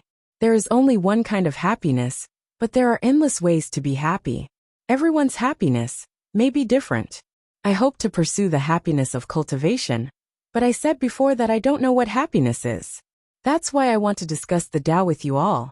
Some fellow Taoists like alchemy, maybe refining ninth-grade pills can make them happy. Some fellow Taoists like refining tools, maybe refining spiritual treasures can make them happy. Of course, there may also be fellow Taoists who like power, like building a country, like fighting against Confucian cultivators. When the purpose of building a country surpasses the needs of cultivation, this kind of fighting will naturally make fellow Taoists happy. Besides, to experience the joy of cultivation, there's a price. There's no such thing as happiness or pain for no reason in this world, especially on the hidden immortal continent. If our Taoist cultivators want to be happy, they might have to build on the foundation of the pain of Confucian cultivators. After speaking up to here, Xiaohua let out a long sigh and looked up into the sky. I don't dare to say that I have lofty aspirations, but I also hope that the fellow Taoists I get to know can all find their own happiness. Xiongyi smiled and said, I know a little about what you're talking about, but I'm willing to fight with those Confucian cultivators. I feel that it's more interesting than pure cultivation. Xiaohua looks at this cultivator, who didn't listen to Taoist Huada's orders at the Jade Pavilion Assembly, and nods. Since I've taken the State Master's lot, I'm really going to establish a country. There won't be too few disputes with Confucian cultivators. If fellow Taoist Xiong is willing, I'd like to ask fellow Taoist to lend me a hand. Alright, I'm also someone who died once. Seeing Taoist Xiao being so magnanimous and straightforward, I'm also willing to follow you and see how far our Taoist cultivators can go on the hidden immortal continent. Xiongyi resolutely kneels on the ground and says, Disciple kowtows in salute to Master. Not to mention Xiaohua himself. Even Fairy Jing and the others who were watching from the side also woke up. Why did he want to take Xiongyi as his master? Xiaohua's astonishment disappeared in a flash. With a smile on his face, he said in a low voice, Fellow Taoist Xiong, what do you mean? Isn't it good for you and me to be fellow Taoists? If you work for me, I won't shortchange your cultivation needs. Why do you have to take me as your master? Xiongyi raised his head and said very seriously, Disciple naturally doesn't need to explain the difference between working for me and taking me as your master. If they could be the same, these dozen or so Jindan disciples wouldn't take senior as their master, and would choose to work for you instead. Especially disciple. I feel that I've already reached the end of this path of cultivation. I'm already powerless to struggle, and unable to find the goal to move forward. Disciple needs a cultivator, like senior, to guide the way for disciple, and illuminate the way forward. Moreover, disciple wants to do, besides cultivate, disciple wants to strengthen our Taoism. No Confucian cultivator can casually bully our Taoism disciples, and the so-called Jade Pavilion meeting can no longer be held. Disciple wants to realize this wish, but without a Taoism expert like senior to protect disciple, disciple can't do it. Moreover, although senior's cultivation is at the upper 4th level, you've already suppressed Taoist Huada, Shui Mingzi, and Ao Zhantian, 3 late nascent soul stage seniors. Stepping into the 5th level is just around the corner. At that time, the number of cultivators who want senior's guidance will be more than the number of carps crossing the river. At that time, senior won't be able to guide them, so disciple might as well become senior's disciple right now and listen to senior's teachings. Can't guide them. A trace of doubt appeared in Xiaohua's heart, but he naturally couldn't ask. Looking at Xiongyi's face, Xiaohua naturally thought of another person. That was Daybreak Continents Bai Fei. That's right, it was that mercenary Chang Bai sect disciple Bai Fei. Although this Bai Fei was a Dao sect disciple, during the Sword Dao battle, he used a secret technique to threaten Xiaohua in exchange for the cultivation method he wanted. Moreover, he was quick to react, and had an excellent ability to judge the situation. In Xiaohua's opinion, this kind of cultivator was most suitable for cruel cultivation worlds like the Dawn Rain continent, or the hidden immortal continent. Even now, Xiaohua had a feeling that when he left Daybreak Continent, Shi Wuming, Rua Taohong, and Emo Shan were going to that dangerous place.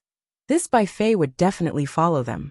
Xiaohua didn't know whether Shi Wuming and the other two would be able to escape, but Xiaohua was certain that as long as there was a chance, Bai Fei would definitely be able to escape. After nearly 100 years of cultivation, Bai Fei must have reached a considerable height. On the surface, he might not be inferior to Xiaohua himself. Thinking about Bai Fei, and then looking at Xiongyi, weren't they both the kind of cultivators who would seize every opportunity to improve their cultivation?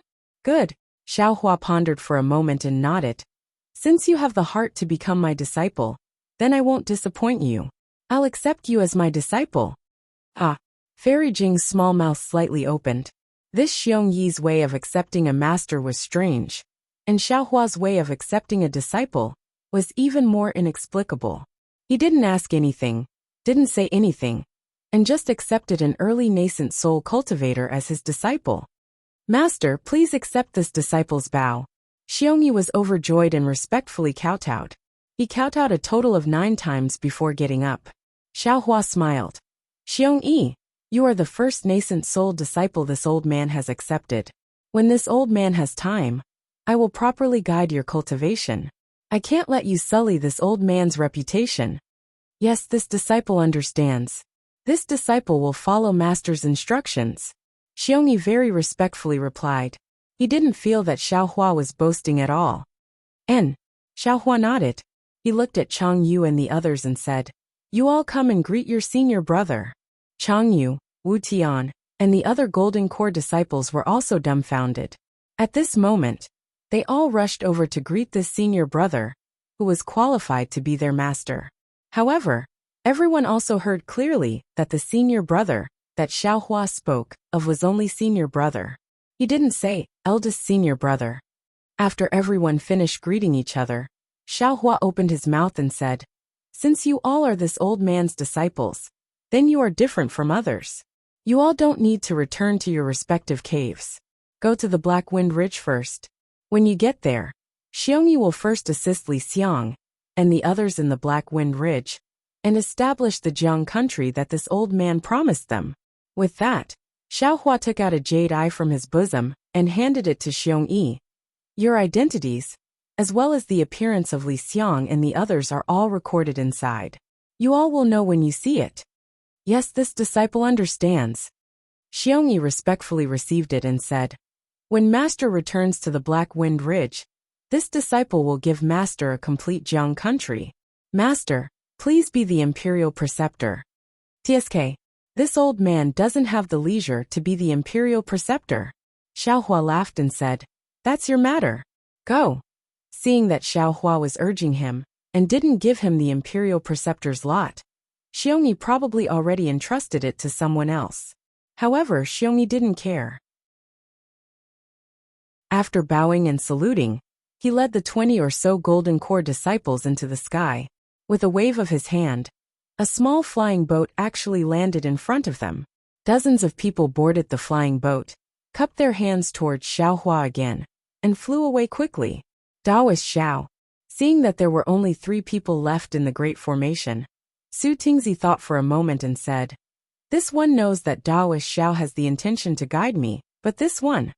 Fellow Daoist, are you afraid? Xiaohua asked, hitting the nail on the head. Su Tingzi was stunned and immediately nodded. That's right. If Daoist Xiao didn't save so many nascent soul cultivators, and didn't accept so many Golden Core disciples as disciples, to be honest, this one really wants to pledge loyalty to Daoist Xiao and cultivate together with Daoist Xiao, just like in the Jade Pavilion Conference. However, Daoist Xiao's movements are really too big. Although Star Lord Hall's Kong Hongwu might not notice Daoist Xiao right now, he will pay attention to all the Daoist cultivators who came out of the Jade Pavilion Conference. When he sees Daoist Xiao's movements, he will definitely take action. Daoist Xiao. It's not that this one doesn't have confidence in Daoist Xiao, but this one is really clear about the methods of Confucian cultivators. A small Star Lord Hall, which only controls the Jade Mountain, that is several tens of thousands of li wide, was able to kill several hundred nascent soul cultivators and several thousand golden core cultivators of my Taoist sect. It can be said that they almost wiped out all the Taoist cultivators of the hidden immortal continent, if they really send out. Not to mention immortal soldiers and generals, even if several aristocratic families join forces and send out fierce generals, Taoist Xiao. Do you think you can resist them? Hee, fellow Taoist, you're too extreme. Xiao Hua said with a smile. I invited these fellow Taoists here just to share the joy of cultivation with them. I didn't say that I wanted to oppose Confucian cultivators. Then what about fellow Taoist Xiong Yi? Su Tingzi stared at Xiao Hua and asked. Chapter 3675. Establishing a country. Didn't I come to the Jade Pavilion, gathering to obtain the imperial teacher's lot? Isn't it just following the requirements of the Confucian cultivators, and establishing a country in the name of the imperial teacher? Xiao Hua shrugged innocently. Su Tingzi bitterly smiled. Biting words is the specialty of Confucian cultivators. I didn't expect Taoist Xiao to understand this as well. Xiao Hua sternly said, fellow Taoist is correct. I am acting under the rules of Confucian cultivators. I don't have the slightest intention of overstepping my boundaries. The reason I allowed fellow Taoist to stay until now is to give fellow Taoist the leeway to choose. If fellow Taoist doesn't have a choice now, you can return to your cave and think about it. Fellow Taoist helped me with your life, so I will definitely treat fellow Taoist well. Su Tingzi's expression slightly changed when he heard Xiao Hua mention this. Killing a Star Monarch of Star Monarch Hall. Xiao Hua was extremely daring, and Su Tingzi could be considered to be helping the tyrant. If Star Monarch Hall really pursued this matter, he would be heavily punished. Su Tingzi cupped his hands and bid farewell. This matter? I hope Taoist Xiao can give me some time to think about it. Fellow Taoist, please. Seeing Su Tingzi looking at the formation with some fear, Xiao Hua pulled his hand, and the formation was immediately torn apart. Su Tingzi cautiously flew out of the formation, and directly flew 300 meters, before letting out a sigh of relief. He was the only cultivator who didn't agree to cooperate with Xiao Hua. Moreover, he had seen Xiao Hua kill Star Monarch Hall's Star Monarch Mu Xian. He was truly afraid that Xiao Hua would silence him. After Su Tingzi flew far away, Xiao Hua waved his hand and took back the several dozen jade talismans. He then looked at the pensive Fairy Jing and said, Let's go, Fairy Jing. We're going to the Single Liang Kingdom. At this moment, Fairy Jing was no longer as calm as before. Her misty eyes flickered with a strange expression, as if she was thinking about something or hesitating about something. Hearing Xiao Hua's call, she absent-mindedly nodded and followed him into the air. However, it only took a moment for her to come to her senses. She hastily stopped and waited in the air. She directly flew away, leaving Xiao Hua extremely far behind her. Fairy, what are you thinking about? Xiao Hua chased after her and said with a bitter smile, Why did you leave me behind? It's nothing. Fairy Jing stammered. Wait a moment, fellow Taoist, Speaking of this, Fairy Jing looked apologetic. My mount was originally Ing Hua, but it was seriously injured in the Jade Pavilion gathering to save me, so I had to ask you to take a flying boat. Soon after, Fairy Jing took out a small flying boat. After Xiao Hua got on, she activated her magic power and flew into the distance. Xiao Hua sat cross-legged on the airship and meditated for half a day with his eyes closed. Seeing Fairy Jing's silent appearance, he smiled and said, Fairy Jing, do you have something you want to ask this Xiao? Sigh. Fairy Jing sighs and turns her head. She looks at Xiao Hua with her beautiful eyes and says in a low voice, This concubine doesn't want to ask. I just find it strange. Fellow Taoist, you have so many nascent soul cultivators by your side, and any two of them you pick are more powerful than me. Wouldn't they be more suitable to escort you than me? Why did fellow Taoist choose this concubine? Xiao Hua smiled and said, It's very simple. It's because you were the first one to notice my serious injuries. Moreover, in order to cover up the news of my injuries, I could only choose you. Fellow Taoist, Fairy Jing slightly shook her head and said in self-mockery, This concubine thinks I can already see through people's hearts. But in front of you, it seems like I'm an idiot. This concubine really doesn't understand what fellow Taoist means. Oh. Hearing this, Xiaohua said in all seriousness, Fairy Jing, although you and I have just met, you were able to save this Xiao. Moreover, in order to cover up my injuries, you walked hand in hand with this Xiao in front of all the cultivators. This Xiao will never forget your actions. Therefore, this Xiao won't hide anything from Fairy Jing.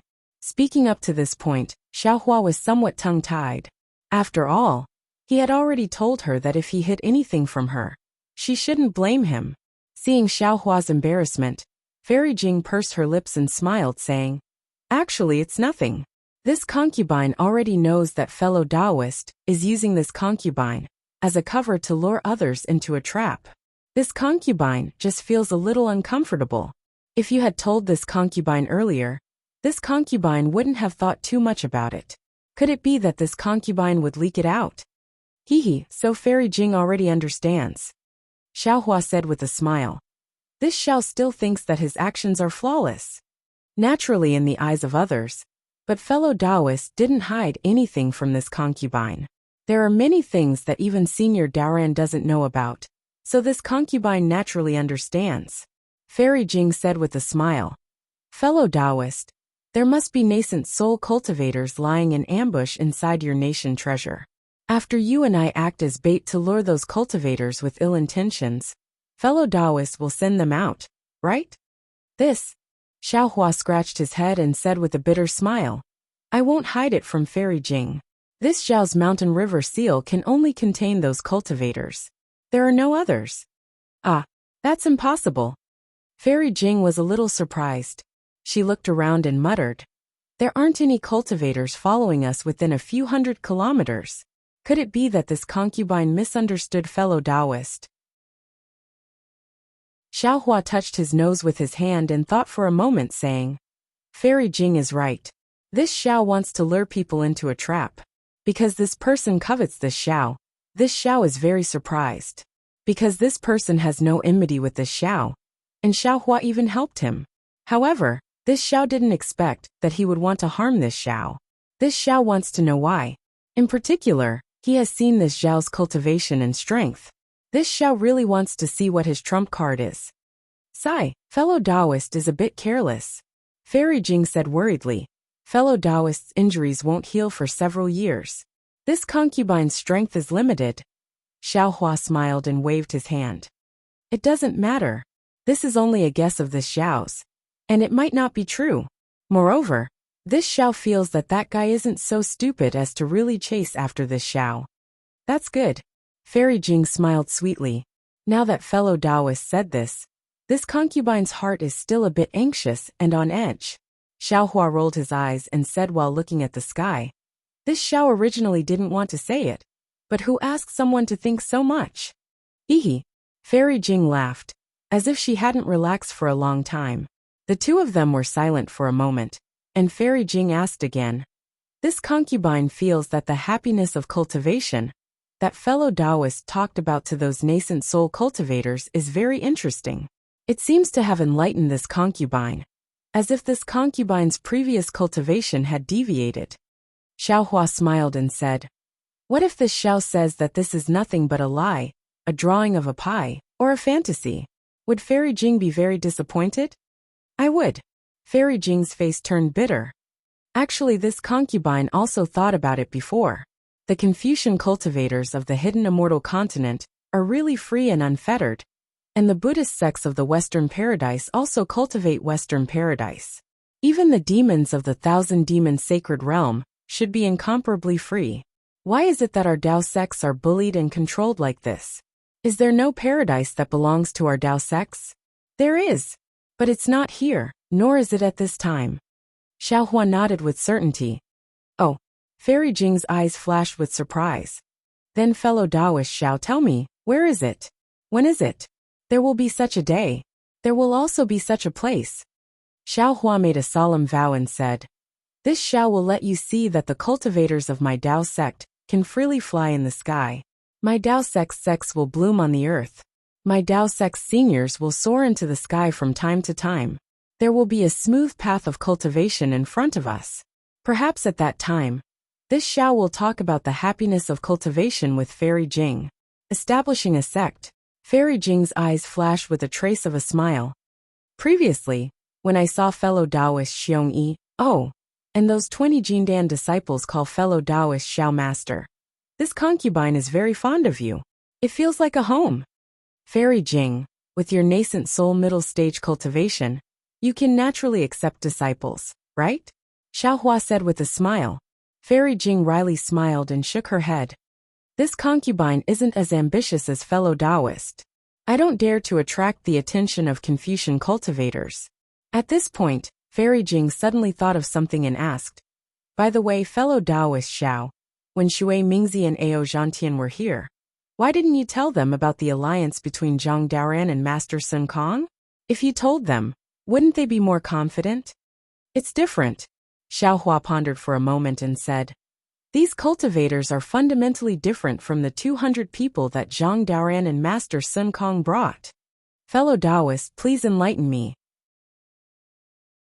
Fairy Jing didn't understand and said with a smile, this concubine is confused. To put it bluntly, these cultivators that I brought were deserters from the Jade Pavilion Conference. Although they experienced bloodshed, they didn't experience life and death. They didn't persevere to the end. It can be said that their nature is cowardly. In the future, when there are few storms, perhaps they will choose to run away again. If this Xiao had told them about my alliance with Zhang Daoran and Master Sun Kong, with their knowledge, they would have immediately understood the size of this force. Perhaps they would have been scared away. Haha, how could that be? Fellow Taoist, you can't bring them out for no reason, right? Fairy Jing looked at Xiaohua with a smile. Of course, Xiaohua says with a smile. Everyone has been forced by this Xiao to pledge their loyalty to me for several hundred to 1,000 years. Otherwise, do you think that this Zhao's happy cultivation would be able to move these old ghosts who have cultivated for several thousand years? Hee, that's what I said. Fairy Jing was full of smiles. How could they take the bait so easily?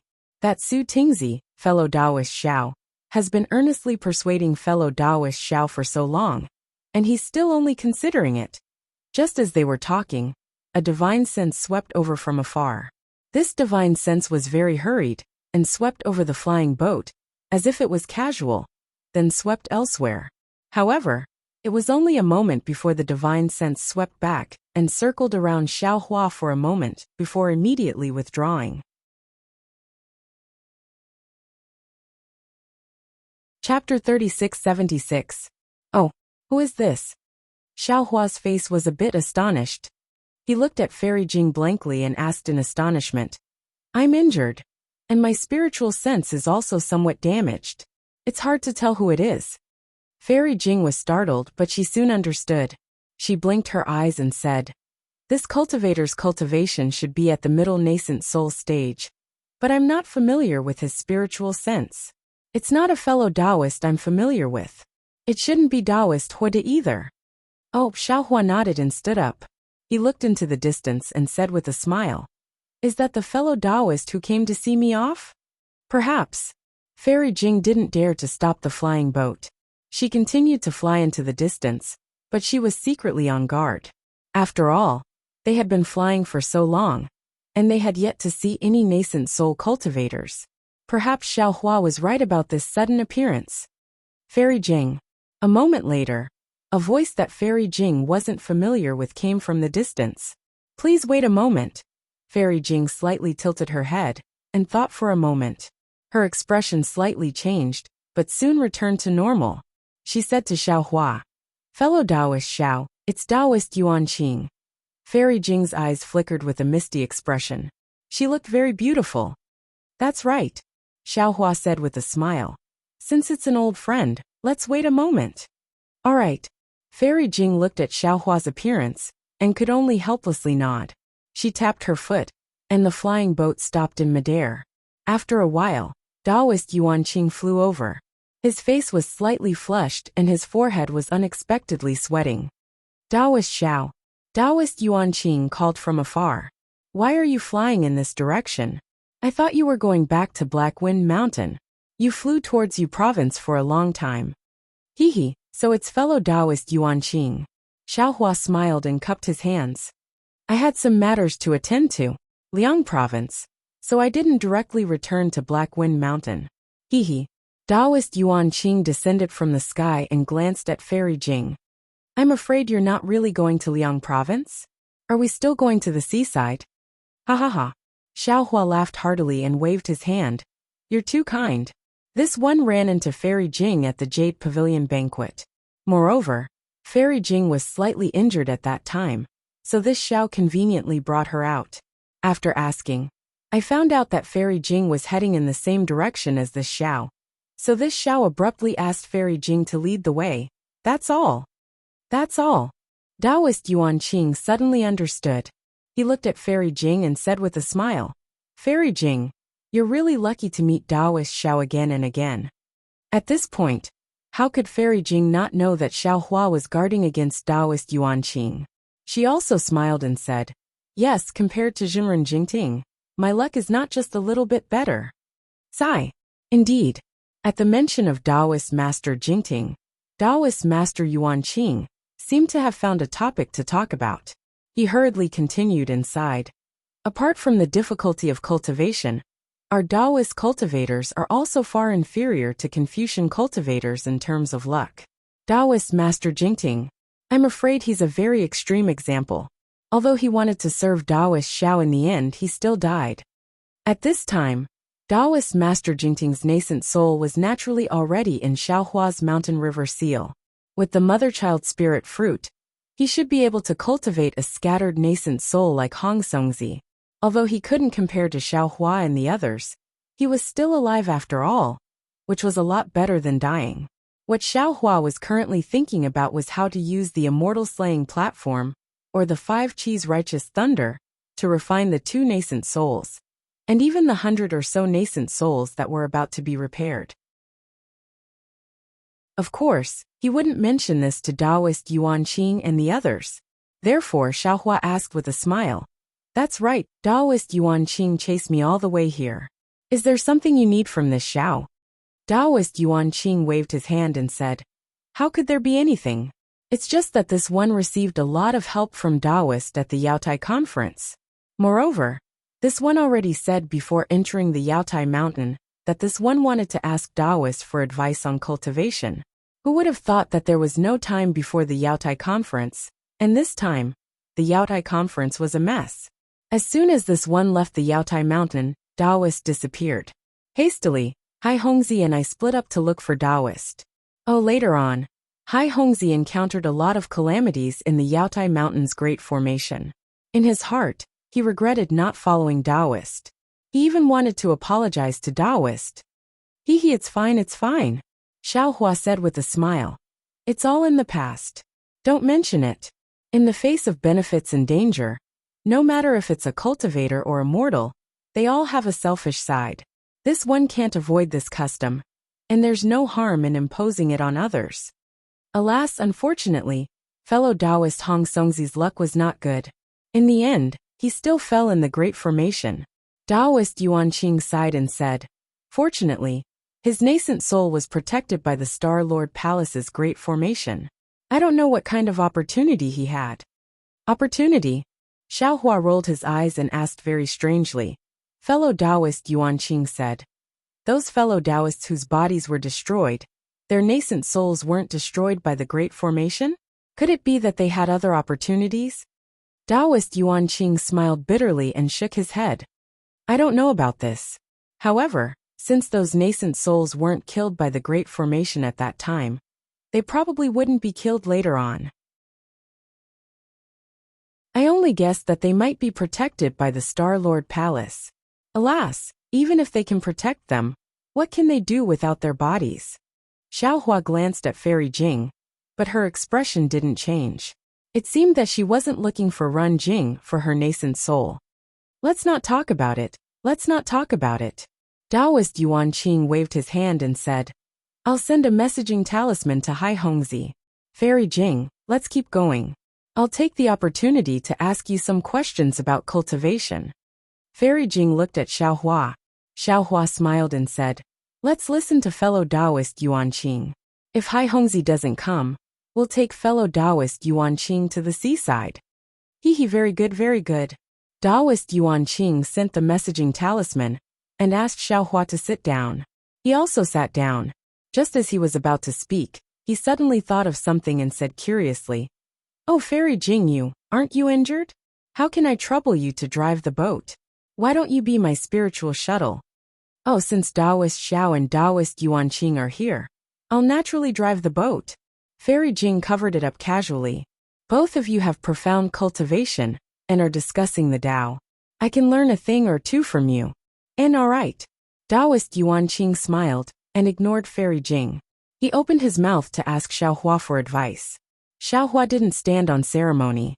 As long as Taoist Yuan Qing asked a question, he would answer it from the simple to the profound. He didn't hide anything, and even drew inferences about other problems.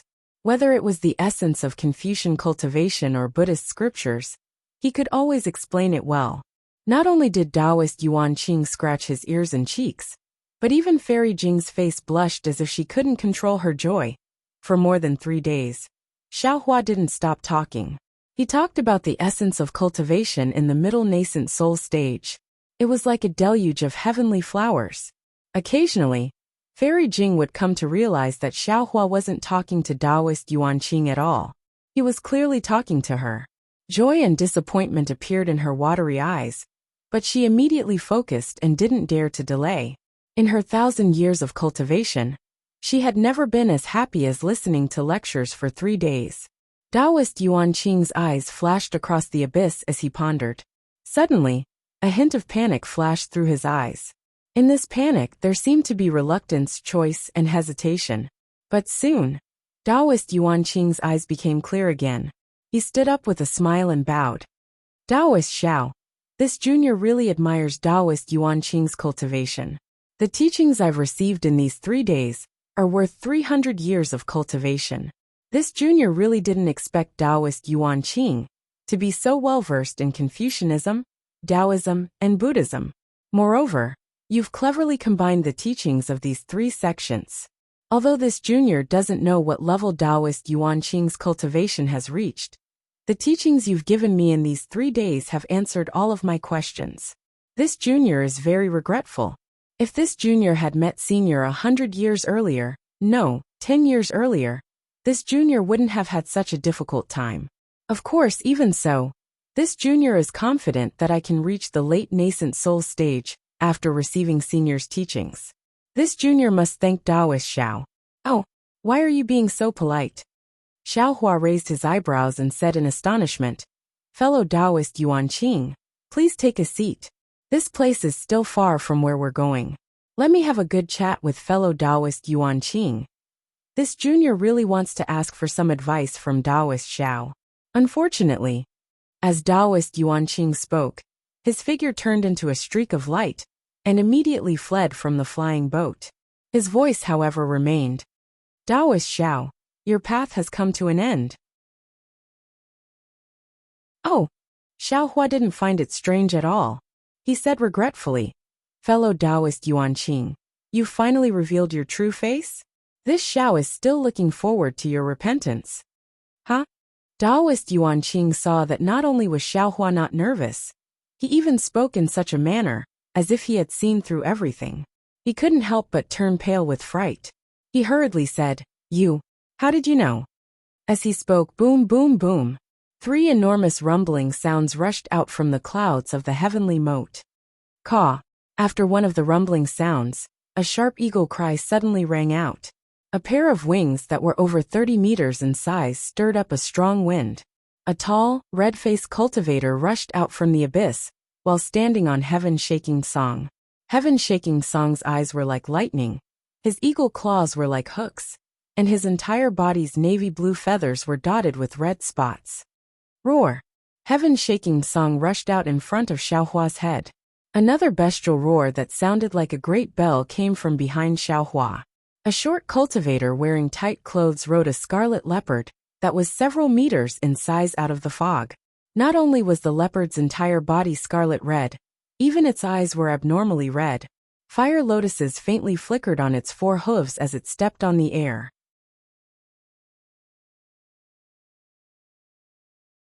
Chapter 3677. Looking at Xiaohua's left hand, there was a waterfall hanging upside down in the air. Standing above the waterfall was Hai Hongzi, whom Xiaohua had met before. Heh, sure enough, I've attracted all of you here. Xiaohua sneered. This saves me the trouble of looking elsewhere. Xiaohua. Taoist Yuan Qing was very puzzled. You, how did you know? When did you find out? Do you think you're being very secretive? Xiaohua sneered. Don't you think it's too much of a coincidence that you met me? There are thousands of people participating in the Jade Pavilion meeting. How did you meet me all of a sudden? Hearing this, Taoist Yuan Qing sneered. I was going to welcome Hong Songzi at that time, but I didn't expect you to be there. Didn't I take advantage of the situation? Isn't what you're saying a bit too far-fetched? Then, in the first formation, you clearly knew that Taoist Xiangtian was related to Fairy Xiangfeng. So why did you let your two-headed snake fight with Taoist Xiangtian? You were so anxious to provoke a fight. Didn't you want me to meet Taoist Xiangtian face to face? Do you think I'm an idiot? Xiaohua laughed. Taoist Yuan Qing nodded. You're right, this was my mistake. I was a bit impatient, but you can rest assured that Taoist Xiangtian's death. I've already found someone to tell Fairy Xiangfeng about it. I'll take your head to Fairy Xiangfeng. You're really a troublemaker. Xiaohua sighed. Before the Jade Pavilion meeting, I was still worried about Fairy Xiangfeng's revenge, but now I don't care. Do you think you can escape from the four of us? Hai Hongzi sneered. Unfortunately, Xiaohua ignored Hai Hongzi and said to Taoist Yuan Qing. Also, when you snatched the jade box in the formation, you didn't snatch it yourself, but called my name and asked me to do it. Isn't this the trick that Fairy Jing used to call Taoist Jingting's name? I've done this kind of thing before, how could I not know? It was at that time that I became suspicious of you. Taoist Yuan Qing's face darkened. Actually, now that I think about it, you pulled me Hong Songzi and Hai Hongzi to participate in the Yaotai gathering together before the Yaotai gathering. At that time, Hai Hongzi had already said that he and you had already practiced the joint attack of the three of you, so there was no need to pull me along. This itself was also a flaw. I don't think Hai Hongzi knew about your plan at that time, right? Also, I beat you at your own game twice. One time I killed Jing Mubai, and the other time I killed Soaring Heaven. You didn't help me even once, right? You said that you wanted to join hands with me, but you didn't even try to help me. You even let Reverend Xiangtian stab me in the heart with a flying sword in front of you. This really makes me feel disappointed. Killed Jing Mubao. Hai Hongzi was shocked. The other two cultivators also had strange expressions on their faces. Haha, Xiaohua. What's the use of saying this now? Immortal Yuan Qing could not allow Xiaohua to continue speaking. He laughed out loud and said, even if you have the ability to kill a Star Lord, you were seriously injured at the Yaotai banquet. Lying in the red clouds, you did not even have the slightest feeling. How could you possibly be a match for us now? Don't tell me that it wasn't Fairy Jing who brought you out of the Yaotai gathering. Don't tell me that it was Fairy Jing who used her magic power all the way, and you didn't use any magic power at all. Don't tell me that your cultivation was destroyed. Don't tell me that you didn't go back to the Black Cloud Ridge and went somewhere else. Don't tell me that you were afraid that others would kill you on the way. As he spoke, he looked at Fairy Jing's expression and smiled. Fairy Jing, this old man doesn't know how you were bewitched. When you saw the dying Xiaohua, you didn't even care about your own life to save him. If you didn't make that choice back then, you wouldn't have died today. Fairy Jing raised her eyebrows and said in surprise. What? You were there that day? Yes, he was half a step earlier than you, Xiaohua said with a smile. Unfortunately, he was frightened by my plan to beat you at your own game. He thought it was my plan this time, so he didn't dare to make a move. When he wanted to make a move, you came. But when he wanted to make a move on you, the formation was broken, so he had no choice but to endure until now. How do you know everything? Taoist Yuan Qing looked as if he had seen a ghost, his face pale. Xiaohua shook his head slightly. There are still many things I don't know. I don't know why you want to kill me. I also don't know why I've told you so much in these 3 days. You clearly know that my cultivation is far above yours, but you still want to kill me. Fellow Taoists, Taoist Yuanqing didn't answer Xiaohua. Instead, he turned to Hai Hongzi and the other two and said, "Now that things have come to this, there's no need to retreat." Xiaohua killed Star Monarch Jing Mushuan of Star Monarch Palace. He won't let this news leak out. Regardless of whether he still has magic power or not, he won't let us live. Moreover, fellow Taoists, don't worry. I did see Xiaohua faint earlier. He was brought out of Jade Mountain by Li Jing. He doesn't have the magic power to fly. Moreover, in these 3 days, I didn't see him use any true essence. His nascent soul is long gone. When Hai Hongzi and the others heard this, their expressions became calm. At this time, Taoist Yuanqing said to Xiaohua, "Xiaohua, as for why I want to kill you, you can rest assured. I'm not an idiot. I definitely won't tell you. However, I can tell you that even if you preach in front of this old man for 3 days, this old man will still kill you. Because as long as we kill you, the 4 of us will no longer be restricted by Confucian cultivators. We can live freely in hidden immortal continent. Arrogant people like you don't know how powerful the Confucian cultivators on hidden immortal continent are. Only death awaits you if you go against them. Enlistment. Enlistment by Confucian cultivators?" Xiaohua said coldly. "Henceforth, you'll become a lackey of Confucian cultivators. They don't need to care about you and let you live or die. But do you really have your own freedom? Whether I have freedom or not, this old man doesn't know now. This old man only knows that your head is the proof of our allegiance." Taoist Yuanqing's face was somewhat ferocious. In fact, long before this old man stepped on the flying boat, this old man had some plans to persuade you to join the Confucian cultivators. But after listening to your speech, this old man immediately gave up this idea. With you in front, this proof of our allegiance, isn't it more important than others? Moreover, this old man also understood why those Confucian cultivators wanted to kill you. You're the second Grand Mist ancestor. Who are those Confucian cultivators? Xiaohua asked. Haha. Taoist Yuanqing laughed loudly and pointed his hand. Taoist Xiao, do you think I'm a 3-year-old child? Taoist Yuanqing, don't take out this kind of inferior trick and make a fool of yourself. Taoist Yuanqing, you're still thinking about how to get out of trouble and how to escape from our attacks, right? Alas, Xiaohua sighed and glanced at the rather nervous Fairy Jing. He shook his head and said, "Our Dao sect's disciples were originally weak in the hidden immortal continent. The Jade Pavilion gathering even drew out the greedy Dao sect's disciples from their seclusion. 60% of them were killed in Star Lord Hall's net. Well, it could be said that less than 70% of them survived." This old man felt very pained and felt that he had the heart but was powerless. But look at you guys, for the sake of enlistment by Confucian cultivators, you actually abandoned your own principles and offered your savior to them as proof of your allegiance. With your actions, even if you can enter the Taoist path, so what? Even if you listen to this old man's lecture for 100 days, so what? After saying this, Xiaohua narrowed his eyes and looked at Song Jintian, whose wings covered the sky.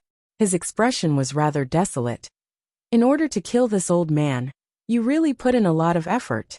Is this Song Jintian specifically going to deal with this old man's spirit-seeking mouse? Where's your 2-headed monster, Sihong? Are you afraid to take it out?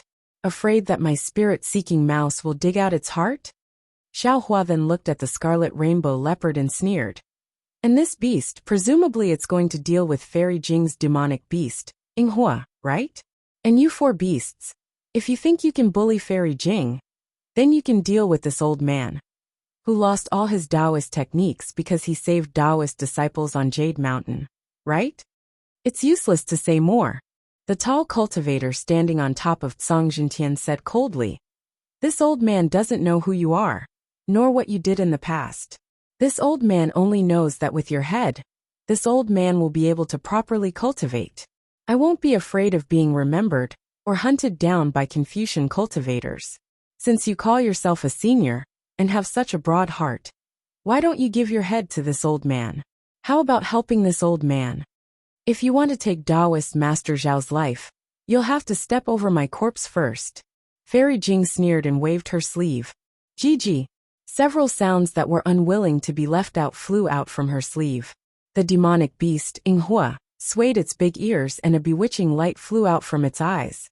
Xiaohua was slightly taken aback, because Inghua seemed to be in good spirits, and didn't seem to have any serious injuries. It was far from what Fairy Jing had said earlier. Xiaohua looked at Fairy Jing with some doubt. At this moment, Fairy Jing had already walked in front of Xiaohua, and blocked him with her figure that couldn't be considered weak. Hehe. Sure enough, you two are in love. Taoist Master Xiao, you have such good luck with women. Another cultivator standing on a rainbow leopard opened his mouth and laughed loudly. His eyes flashed with a dirty look. Participating in the Jade Pavilion gathering, and being able to obtain the heart of a nascent soul female cultivator, is more precious than any treasure. But rest assured, Taoist Master Xiao, your luck with women, this old man will enjoy it for you in the future. Xiaohua didn't pay attention to that cultivator's gaze. He looked at Taoist Master Yuanqing and nodded. For this ambush, you've really put in a lot of effort. Not only did you find Song Jintian, who naturally restrains seeking spirit mice, you even found a demonic beast that Inghua is afraid of. To be honest, to be able to arrange all this in such a short time, you're definitely a genius. Killing you is truly a pity.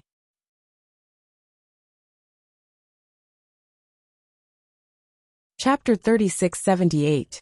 Taoist Master Yuanqing wasn't moved by Xiaohua's words and coldly said, "This old man didn't arrange it. It's just that your luck is too bad. And it's also because Confucian cultivators are too powerful. No matter what you say now, it's useless. This old man has already observed that no cultivators have passed through the surrounding 50 kilometers in the past 3 days. Don't even think that a cultivator will come and save you. Haha, that's the biggest joke in the world. This is the first time I've heard someone say that my luck is bad." Xiaohua laughed heartily as he looked at Fairy Jing's rabbit-like demon beast.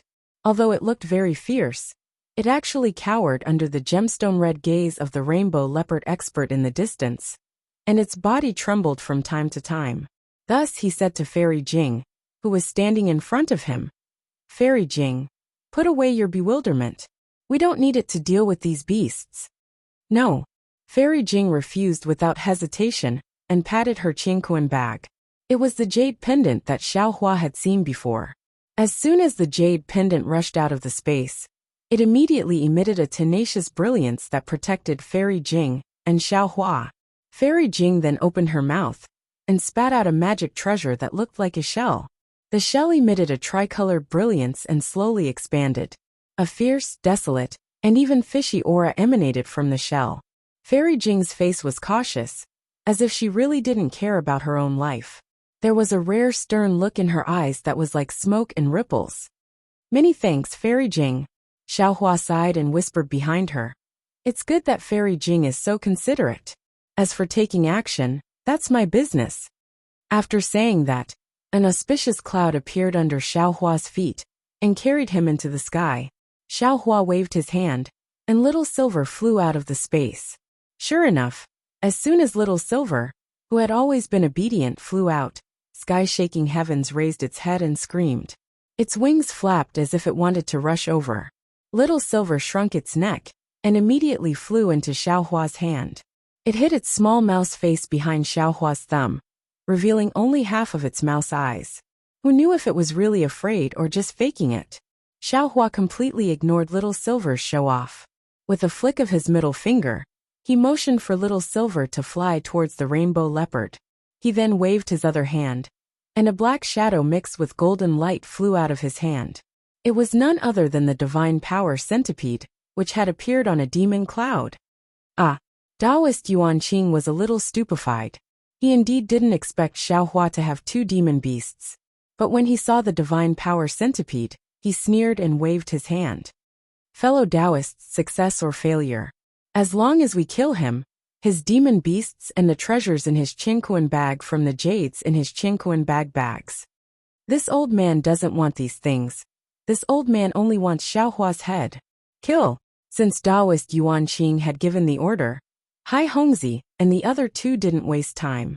They each rode their demon beasts and urged their magic power to attack Xiaohua and Fairy Jing from all sides. Haha. Xiaohua sneered. Chirp chirp. When the divine power centipede heard this, it immediately unleashed its might. With a hiss, strange runes surged around its body. Then with a burst of demon qi, it grew to several feet long and pounced at Sky, shaking Heaven's abdomen. Little Silver, who had been flying slowly in the air, suddenly sped up. There was even a rumbling sound in the air, but it was only for a moment before a silver curve, almost invisible to the naked eye, pounced at the rainbow leopard's back. Roar! Sky, shaking Heavens, roared. Roar! The rainbow leopard also roared. The two demon beasts jumped up together and took the initiative to fly out from under the two nascent soul cultivators. Their eyes flashed with a flirtatious light. They were clearly very excited and cared a lot about their opponents. Woo-woo! While the demonic beasts were fighting, Taoist Master Yuan Qing's halberd let out a wave-like cry. Hai Hongxi's magic weapon, that was like a waterfall, let out a mighty roar that was even more powerful than Fairy Jing's shell magic weapon. The two nascent soul cultivators activated their divine thoughts, and the transcendence energy around their bodies transformed into two huge hands, grabbing towards Xiaohua. Ha ha ha. Xiaohua laughed and shook his head slightly. If I kill you all, it'll really be bullying you. It'll be an unfair victory. As he spoke, sword chi flashed around Xiaohua's body. Thousands of sword lights suddenly burst out from Xiaohua's body. Then, Xiaohua opened his mouth and 4 flying swords of different colors rushed out. The thousands of sword lights surged with sword chi and turned into 4 giant swords that flew towards the 4 cultivators. The sword chi was imposing, the sword light was cold, and an austere aura sealed off the entire area. You're a Confucian cultivator? Taoist Yuan Qing was shocked and his face turned ashen. After all, the position of Xiaohua's sword was enough to block one of Minghao's halberd's attacks. Without Fairy Jing's help, Xiaohua would still be undefeated in a 1 versus 4 battle. Xiaohua sneered. You think I'm all talk and no action? After listening to me for 3 days, I'm afraid that you're only thinking about how to kill me, right? I'm impossible. You're proficient in Buddhism, Taoism, and Confucianism. Taoist Yuan Qing didn't dare to believe it. At this moment, 4 loud sounds rang out as the flying sword struck Minghao's halberd. Minghao's halberd, which hadn't been damaged even during the Jade Pavilion conference, was instantly pushed back several meters by Xiaohua's flying swords. Following Xiaohua's words, the 4 divine senses were like hammers, rushing down, and a rumbling sound rang out in the air. See, falling stone array. Fairy Jing had already put away her magic treasure, and when she heard the familiar whistling sound, she couldn't help but think of the huge falling stone that made her tremble with fear. Facing this divine sense hammer, that was comparable to falling stars, the 4 nascent soul cultivators' faces were ashen. They finally understood why Xiaohua wasn't afraid of them. With such a strong divine sense, even if he didn't have a dantian, then, so what? Fight! Taoist Yuan Qing let out a heart-wrenching roar. And just as he opened his mouth and spat out a mouthful of blood essence, a withered green wooden vine flew out. Boom! Light flashed around Taoist Yuan Qing's body, and the strong impact instantly tore his body into pieces. A 6-foot-long nascent soul flashed inside his body, and its figure slightly drifted, as if it was about to teleport. Unfortunately, when Xiaohua stretched out his hand, the space around the nascent soul was like iron, and the nascent soul couldn't disappear after squeezing for a moment. Xiaohua waved his hand, and the nascent soul immediately fell into his hand.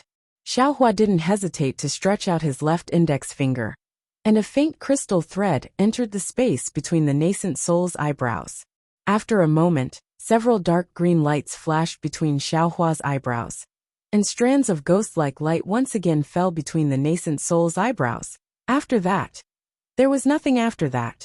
Facing a cultivator like Xiaohua, who was able to kill a cultivator of the upper 5th level of essence energy, how could 3 nascent soul cultivators of the middle 4th level of essence energy be his opponent?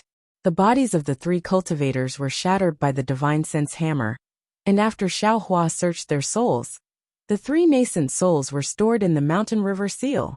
In the future, even if they came out, They could only wear the Taoist robes of the green-robed Xiaohua.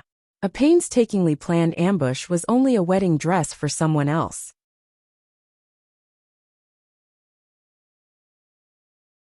Chapter 3679. Seeing Xiaohua deal with 4 cultivators who were more powerful than her so easily, Fairy Jing had an indescribable feeling in her heart. It was as if she had been cheated, but also as if she was relaxed. She even felt that it was only natural. As for Xiaohua's method of dealing with the 4 nascent soul cultivators, Fairy Jing didn't think much of it. She knew that if she and Xiaohua had fallen into their hands, it would have been even worse. However, she was still a little curious. She didn't understand why he had to keep the 4 nascent soul cultivators alive. Of course, she wouldn't ask too much. She landed on the flying boat with a smile in her eyes.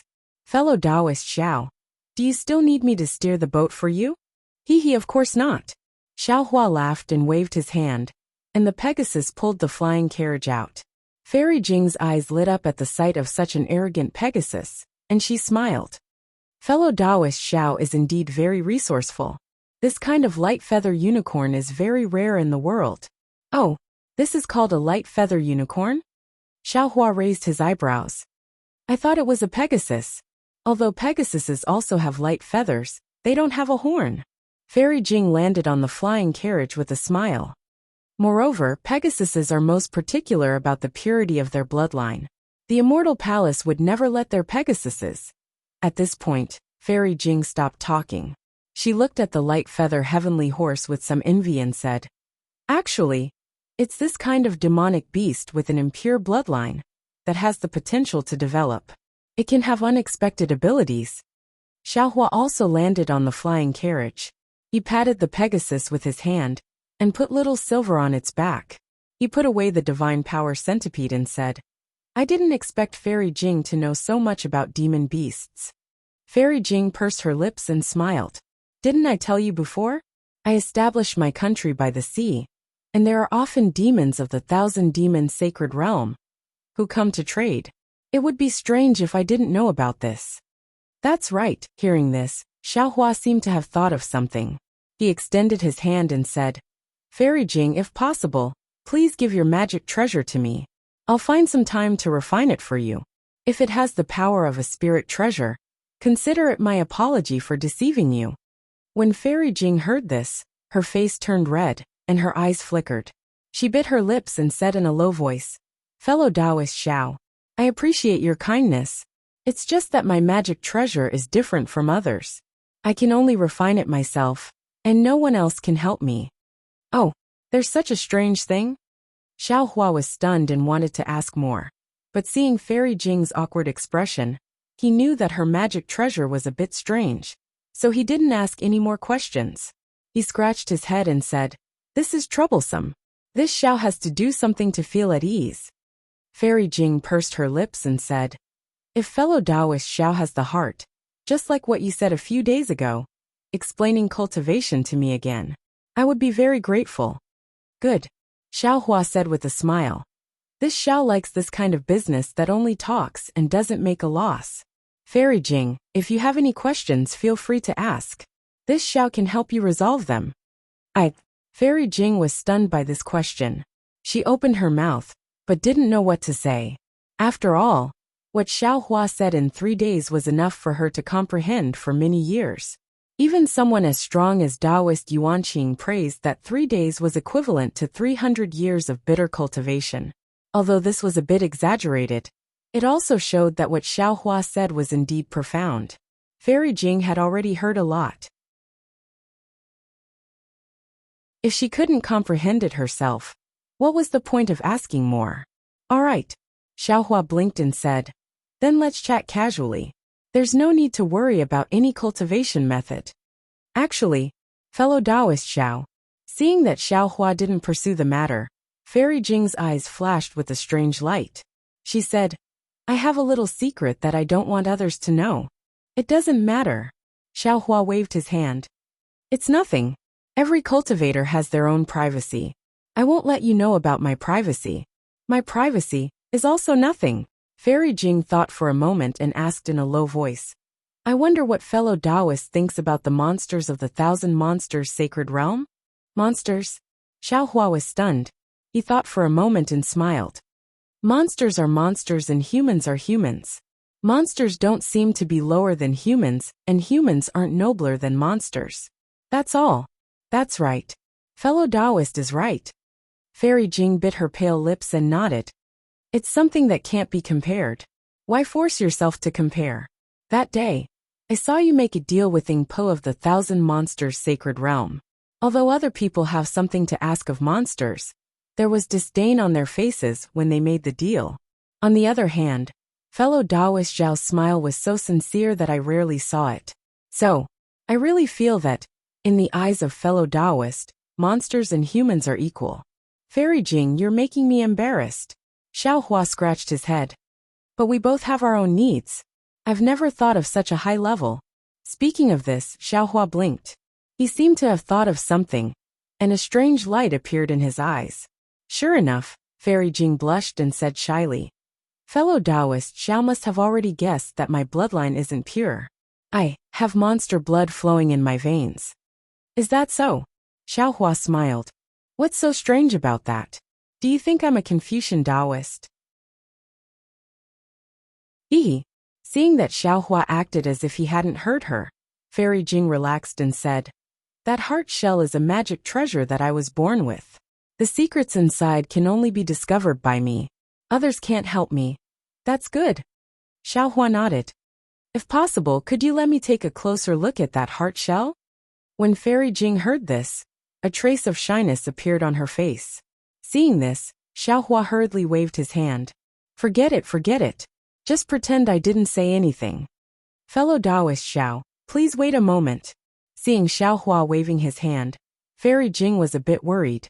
She hurriedly opened her mouth, and a three-colored brilliance rushed out from her mouth. The fist-sized heart shell flew out and landed on Fairy Jing's hand. Fairy Jing handed the heart shell to Xiaohua without hesitation and lowered her head. Fellow Taoist Xiao, please take a look. Looking at how Fairy Jing's ears were burning, and how she didn't dare to look him in the eye, how could Xiaohua not know that he was being rude? However, although he did not take the heart shell, he still looked at it carefully. He saw that this heart shell was like a real shell, with lines engraved on it. Between the lines, there were extremely small runes buried within. The runes were a little strange, but Xiaohua found them familiar. Weren't they the runes on the bones of the two demonic beasts from before? However, Xiaohua's gaze was fixed on the three-colored light of the heart shell, as he was familiar with these three colors. Taoist magic treasures and spells were mostly bright, and three-colored lights were not uncommon. However, the three colors of Fairy Jing's heart shell were different from the other three colors. They were bright and lively, just like a person's eyes. These three colors were very similar to the seven-colored conch's brilliance Xiaohua obtained in the Sui He seabed formation. Moreover, Xiaohua saw that these three colors were three of the seven colors of the conch, and they were very similar to the size of the light. Thump thump. Just as Xiaohua was concentrating on examining the heart shell, the heart shell suddenly trembled like a human's ear. Xiaohua's eyelashes also moved along with the trembling. He no longer dared to look closely, and hurriedly withdrew his gaze. He smiled and said, Fairy, this heart shell is really beautiful. And Fairy Jing responded in a low voice, and quickly withdrew her hand. The heart shell strangely disappeared, and even Xiaohua didn't see how she put it away. After a while, Fairy Jing's expression returned to normal, and she said in a low voice, Didn't fellow Taoist Xiao ask me how to use the Runjing from Yaotai Mountain? Actually, I want to use it on this heart shell. Oh, I understand. Xiaohua rolled his eyes and asked, Then, is it true that the older it is, the more useful it is for Fairy Jing? Of course. Fairy Jing answered without hesitation. Ah. Fairy Jing immediately cried out in alarm because Xiaohua waved his hand, and a dazzling golden Renjing immediately appeared in front of her eyes. Xiaohua said very calmly, I have occasionally obtained Renjing in the past, but I didn't know what it was, so I kept it. Only today at the Jade Pavilion gathering did I know the origin of this item. I'm afraid I won't be able to use it. How about exchanging it for Fairy Jing's Renjing? Okay. Fairy Jing smiled like a flower, and didn't act polite with Xiaohua. She took Xiaohua's renjing and gave her renjing to Xiaohua, which was not only pitifully small, but also had a very different luster. She then said, "Many thanks, fellow Taoist. If I succeed in my cultivation in the future, it will be fellow Taoist's credit. Your own cultivation has nothing to do with me." Xiaohua waved his hand and said with a smile, "By the way, if fellow Taoist needs my help, feel free to tell me. My cultivation isn't high, but I have some disciples under me, and some of them can travel in the Thousand Demons sacred realm." Fairy Jing returned the favor and asked. Xiaohua muttered to himself, and with a wave of his hand, he took out a jade eye and placed it on his forehead. After a moment, he handed it to Fairy Jing and said, "I don't know if Fairy Jing has seen this before, or if you know what it is." Fairy Jing took the jade eye and looked at it. A look of disbelief appeared in her eyes, but after a moment she murmured, "That's not possible. That's not possible." Xiaohua's heart moved, and he stared at Fairy Jing, waiting for her reply. Unexpectedly, Fairy Jing raised her head and said, "This thing, I haven't seen or heard of it before. However, I'll help fellow Taoist look for it. If I have any news, I'll send a message to Senior Taoist and ask Senior Taoist to pass it on to fellow Taoist." "Okay," Xiaohua said with a smile. "I'll have to trouble Fairy Jing. However, if Fairy Jing has any news, it's better to directly send it to me. There's no need to let Zhang Taoist know."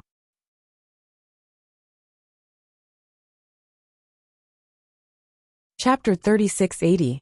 Aha! When Fairy Jing heard this, she didn't say anything. She hesitated for a moment before asking in a low voice, "Fellow Taoist Xiao, I have a secret. I want to ask. I don't know if I should say it." If it were anyone else, Xiaohua would definitely reply, "Since you don't know if you should say it, then don't say it." But when he saw Fairy Jing's slightly red face, Xiaohua seemed to think of something and faintly smiled. "Fairy, if you have something to say, then say it. I'll tell you everything I know. Fellow Taoist Xiao." Fairy Jing bit her lips and looked outside the flying carriage. Her voice was lower than a mosquito's. "I wonder which fellow Taoist has the fortune to be your dual cultivation partner?" This, Xiaohua wasn't surprised. He was just hesitating on how to explain it to Fairy Jing. After thinking for a moment, he faintly looked at the clouds below the flying carriage and sorrowfully said, "I'll tell Fairy a story." Then, Xiaohua slightly concealed the matter between him and Xue Xue. Xue Xue's feelings were so deep that even Fairy Jing's heart trembled. Her face paled, and her rippling eyes were filled with envy. Although she left, she already remained in his heart. Without waiting for Xiaohua to finish, Fairy Jing took a deep breath and waved her hand. "Fellow Taoist Xiao, there's no need to say it. This is what it means to be a pair of lovebirds in the heavens and a branch on earth. Yin and yang are connected through the heart, and the bridge of helplessness is stronger than metal. I understand." After saying this, Fairy Jing closed her eyes and seemed to be meditating. Xiaohua sighed in his heart, and also closed his eyes to comprehend the powerful divine sense technique. In the silence, the Pegasus had already flown far away. The scenery below the flying carriage changed and many cultivators passed by. Xiaohua had already changed his Taoist robes and looked like a scholar. Moreover, there was an early nascent soul stage female cultivator on the flying carriage, so no one dared to cause trouble. Seeing the sky turn dark and the Pegasus' brilliance illuminated half the sky, Fairy Jing opened her eyes and seemed to be in a good mood. She pursed her lips and smiled. "Fellow Taoist, this light feather heavenly beast is truly amazing. If it was in the hands of others, it would be a disaster." "That's right. When this Zhao's cultivation was still low, I didn't even dare to use it." Xiaohua took the opportunity to sigh and said, "After all, human nature is hard to fathom. Regardless of whether it's a Taoist cultivator or a Confucian cultivator, it's hard to avoid greed when they see this item. Oh, by the way, why did Taoist Yuan Qing want to kill you?" Fairy Jing didn't seem to want to ask this question at first, but after showing the shell to Xiaohua, their relationship seemed to have gotten closer. Then, after hearing Xiaohua's story, their relationship seemed to have gotten even closer. As they chatted, Fairy Jing inadvertently brought it up. Xiaohua smiled bitterly and said, "Actually, it's very simple. I'm on the profound yellow rankings." Haha, I see. Fairy Jing was startled, and then she said with a smile, "I have to congratulate fellow Taoist Xiao. From now on, you can become famous in the hidden immortal continent. Any cultivator who wants to be famous will break their heads to find trouble with you." Oh, is fellow Taoist on the profound roll or the yellow roll? Xiaohua rolled his eyes at Fairy Jing and said with hidden bitterness, "Fairy Jing, do you think I've lived long enough? With my cultivation, how can I be on the profound roll? What's your rank on the yellow roll?" Fairy Jing didn't find it strange and asked with a smile, "Not high, not high. I just got on the profound roll." Xiaohua shook his head and said, "Just got on the profound roll." Fairy Jing shook her head even more. Those Confucian cultivators are blind. With fellow Taoists' cultivation, I'm afraid you can get into the top 100. Yes, this was before I participated in the Jade Pavilion gathering. Xiaohua sneered and said, "I never thought I could be on the profound yellow roll. I'm afraid it's the doing of the Copper Pillar country's king." Although Taoist Yuan Qing didn't say it, and he didn't have a specific name in his memory, I'm sure that the person behind this is definitely related to the Copper Pillar country in countless ways. Speaking until here, Xiaohua was slightly startled, as if he thought of something. He didn't have many enemies on the hidden immortal continent.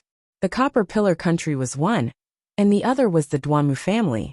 Of course, the Duanmu family was a colossus, and Xiaohua only offended one or two disciples. However, Xiaohua couldn't rule out the possibility that Duanmu Qing and Duanmu Qiu weren't involved. Moreover, Xiaohua didn't know about the profound yellow roll before.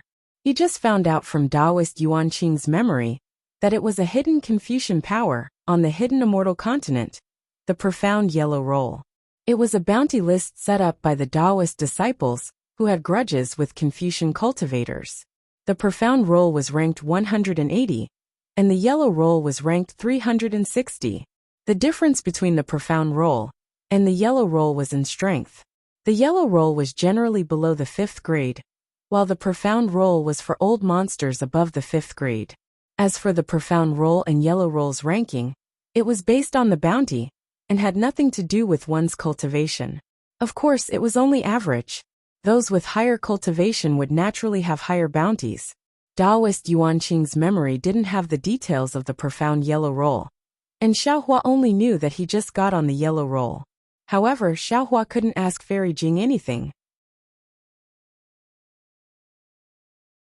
After sneering, he said, "When I return to the Black Wind Ridge and destroy the Copper Pillar Nation, my ranking will probably rise." Hee. Fairy Jing pursed her lips and laughed.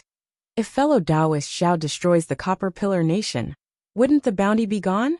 Then how can fellow Taoists still be on the roll? Hee, that's true. Xiaohua came to a realization. Looks like the Copper Pillar Nation is definitely going to be destroyed.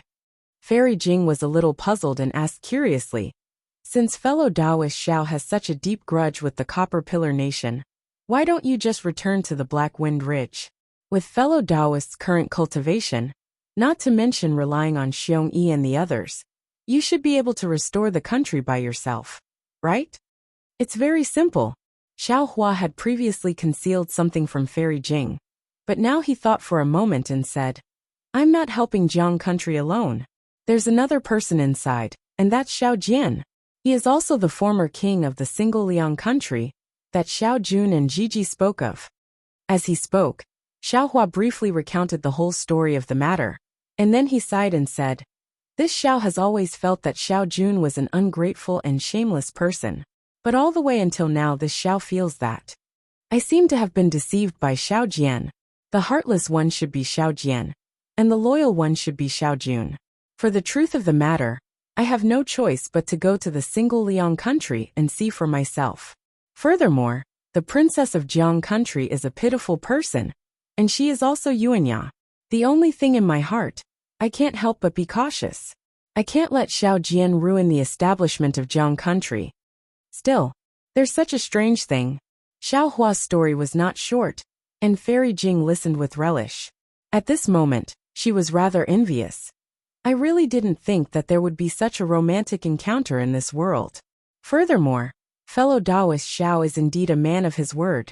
For the sake of the previous promise, for the sake of the Imperial Master's fortune, he actually participated in the Jade Pavilion meeting with such a profound cultivation. I truly admire him. Speaking up to here, Fairy Jing comforted Xiaohua. Actually, fellow Taoist Xiao doesn't need to blame yourself. Although your cultivation far surpasses ours, you don't have the experience of establishing a country. It's normal for you to be deceived. Since fellow Taoist has the heart to investigate, you definitely know who Xiao Jian is. Of course, I feel that Xiao Jian was like this in the past, but after such a huge change, there might be some changes. Fellow Taoist doesn't need to be too worried. Sai, that might not be the case. Thinking of Xiao Jian's gamble that night, Xiaohua shook his head slightly. It's easy to change mountains and rivers but hard to change one's nature. I only hope that I don't do anything wrong. What can a small first-grade cultivator do? Fairy Jing said coldly. He can't even be a pinky in front of Xiongyi. Fellow Taoist Xiao can rest assured. And this is also one of the reasons why I accepted Xiongyi as my disciple, Xiaohua said with a smile. Sigh. At this moment, Fairy Jing suddenly felt a bit melancholy. I actually want to see Yuanya and Diawu. I want to know what happened to them in the end. What's so hard about wanting to see them? Xiaohua didn't understand. When Fairy Jing follows me to the single Liang Kingdom, we can return together. However, it won't be easy to see what happened in the end. Diawu seems to have some secrets, and didn't admit to what happened when she was young. Who knows what happened in the end? It's actually very simple.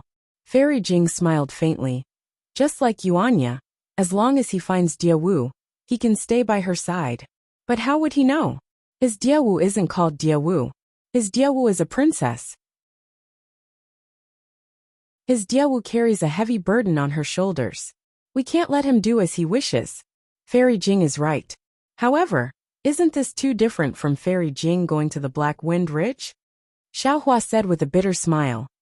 O fellow Taoist Xiao, I will follow you to the single Liang Kingdom. After that, I would like to ask fellow Taoist to accompany me to a place. I wonder if it's convenient for fellow Taoist? Fairy Jing didn't answer Xiaohua's question. Instead, she changed the topic. Xiaohua nodded without hesitation. Of course. Moreover, I have an agreement with the single Liang Kingdoms, Shueping, to go to a secret place with him. If Fairy Jing is willing, we can go together. Perhaps there will be some opportunities. As for whether I will go or not, let's wait until we reach that place. A strange smile appeared on Fairy Jing's face, causing Xiaohua to frown. All right. Xiaohua couldn't force anything, and nodded in agreement. Oh, fellow Taoist Xiao, do you know who's first on the profound ranking? Fairy Jing clearly didn't want Xiaohua to think too much, and asked with a smile. Xiaohua smiled. Of course I know. Isn't it the Grand Mist Ancestor, who just escaped recently? Then, fellow Taoist, do you know the interesting story of the Grand Mist Ancestor before he wreaked havoc in the Immortal Palace 20,000 years ago? Fairy Jing's lips curled up into a crescent moon as she asked Xiaohua with a smile. Xiaohua's eyes were like stars. He also smiled and said, what happened 20,000 years ago has already turned into dust. Not to mention that it was done intentionally by Confucian cultivators and Buddhist sections. This Xiao naturally didn't know. How did Fairy Jing know?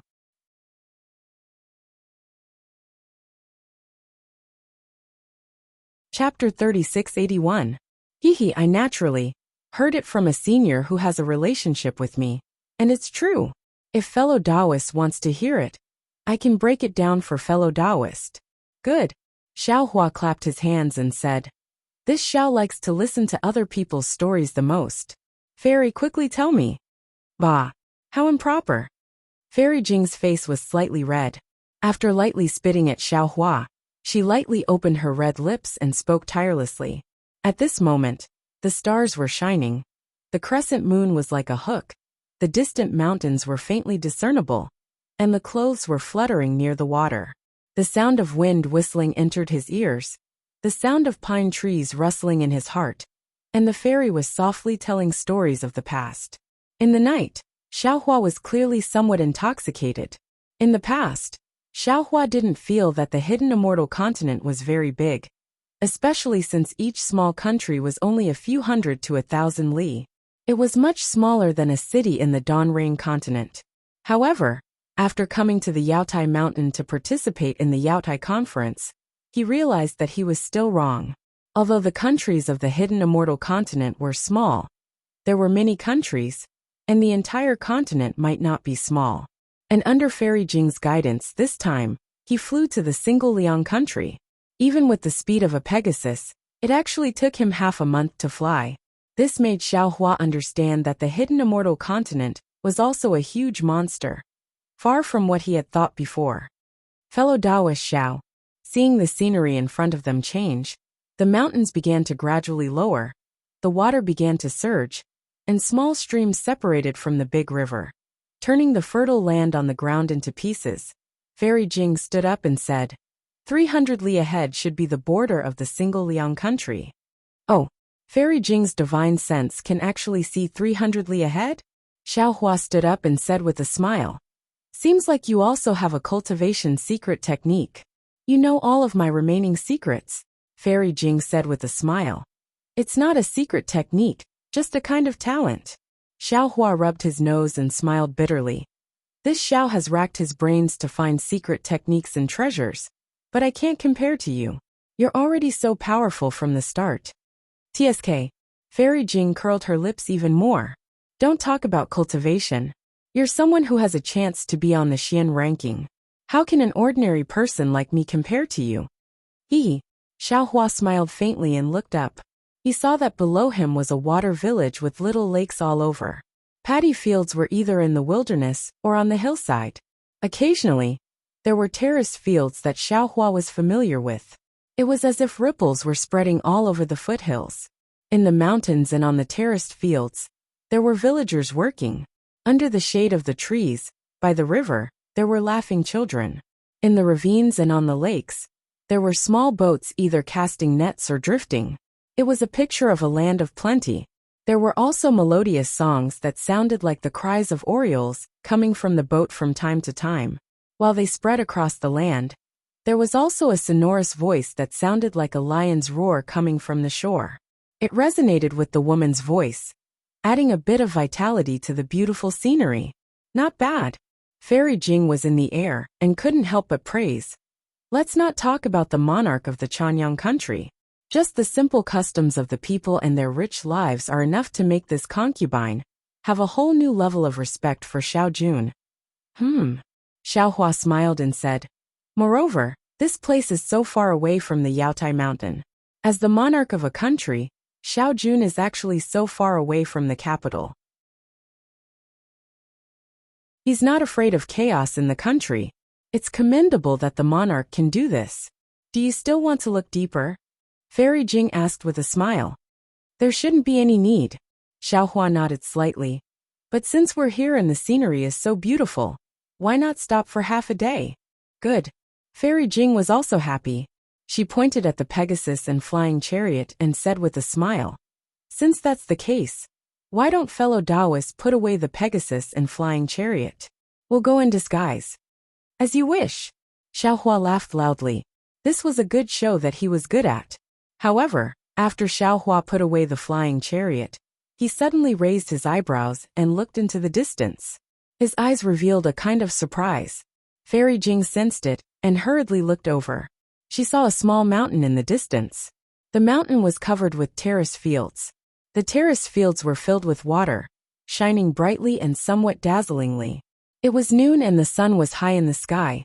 However, there were many people farming in the terrace fields. There was nothing strange about the hard-working situation. However, these people were all bald. Although they were wearing monk robes, the robes weren't very clean. Some were stained with mud, and some were filthy. Many of the monks farming looked tired. Their monk robes were loose, and they were actually lying down under the shade of the trees to rest. How could they look like senior monks? It's a bit strange. Fairy Jing said with a smile. The Buddhist disciples this concubine knows all hold alms bowls in their hands and go around begging alms. Each of them has a noble and virtuous face, and looks like an otherworldly expert. Why are the monks here so vulgar and want to farm by themselves? I'll go down and take a look. Xiao Hua had a smile on his face, looking very interested. When the two descended from the sky, their appearances hadn't changed, but their clothes had been changed. Xiao Hua was wearing Confucian robes and holding a folding fan in his hand, looking like an elegant young master. Fairy Jing had changed into ordinary clothes. However, since she hadn't changed her appearance, her beauty was still far beyond that of ordinary people. The two walked along the road for a while, but all the people on the road, whether they were in a carriage or walking, couldn't help but look at Fairy Jing. Many people even drooled. Xiao Hua bitterly smiled and transmitted, "Fairy Jing, why don't you change your appearance a bit? If you go and look like this, why would we need to descend from the sky?" Hee. Fairy Jing covered her mouth and laughed. She followed Xiao Hua into the nearby forest. When she appeared in the distance, her appearance had become ordinary. "That's more like it." Xiao Hua smiled and narrowed his eyes at the terrace fields in the distance. He quickly walked over and saw an old monk sitting on the ground resting. He walked forward and cupped his hands. "Amitba. Grandmaster, please." I don't dare, I don't dare." When the old monk heard Xiao Hua call him Grandmaster, he hurriedly got up from the ground and put his palms together. "This old man is just an ordinary monk. I don't deserve to be called Grandmaster. If young master doesn't mind, you can call this poor monk Chong Hong." "Oh, Master Chong Hong." When Xiao Hua heard the old monk's name, he knew that although the old monk wasn't young, his seniority was really low.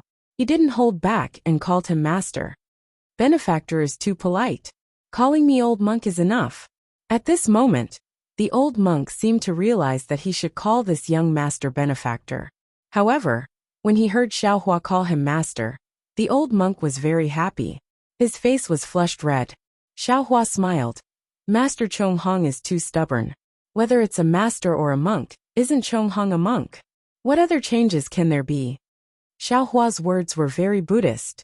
If it was a senior monk, he would definitely secretly nod. Maybe he would have to salute again. Unfortunately, Chong Hong scratched his head and said with a smile, "Young benefactor, this old man has just shaved his head half a year ago. My Buddhist Dharma. To tell you the truth, this old man really doesn't understand. If you have any business, you can go to Chenghui Temple on the mountain. Oh, if young benefactor doesn't know the way, this old man can take benefactor there." "No need," Xiao Hua said with a smile. "I was just passing by and saw that the people were simple and honest. Especially an old monk like Master Chong Hong, who was actually working in the fields. I was quite surprised, so I stopped to ask. This old man has been working in the fields all my life. If I don't work, what do I eat?" Chong Hong scratched his head and smiled. This old man doesn't know what's so strange about this. Come. Xiao Hua pulled Chong Hong and said with a smile, "Let's sit down and talk. I'm afraid you're tired, so there's no need to stand." Saying this, Xiao Hua looked at the stone next to him and sat down. Where was the bearing of a nascent soul master? "You're a good young master." Chong Hong saw that Xiao Hua's sitting posture was very familiar. He smiled and said to Fairy Jing behind Xiao Hua, "Young miss is very lucky. This young master, who doesn't put on airs, must be a good person at home. He won't make young miss angry." Fairy Jing was much older than Chong Hong. Hearing the old monk's words, her face flushed red. Her eyes couldn't help but fiercely glare at Xiao Hua. She looked around and frowned. How could the ground next to the paddy field be clean? Fairy Jing couldn't sit down casually. Hee. Young master is also a lucky person. After Chong Hong praised Fairy Jing, he didn't forget to praise Xiao Hua. "Young miss is from a big family. You have good upbringing. Although you haven't been to the countryside, you're willing to stay by the side for young master. In the future, young master's family will definitely be very harmonious." Haha, Xiao Hua laughed. He knew that the old monk was talking about the table. He cupped his hands and said, "Old master, sit down. Let's chat casually." "All right." The old monk Chong Hong sat down and reached for something at his waist.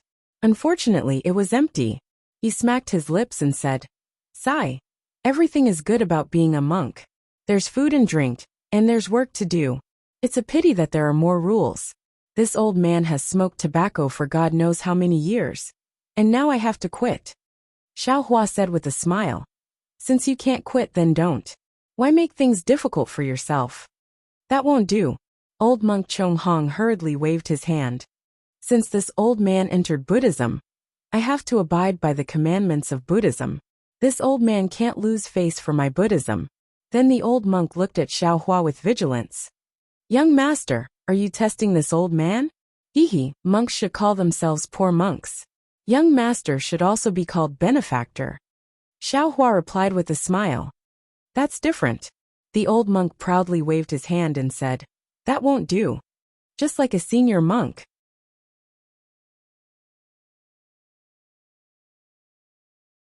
Chapter 3682. The old monk proudly said.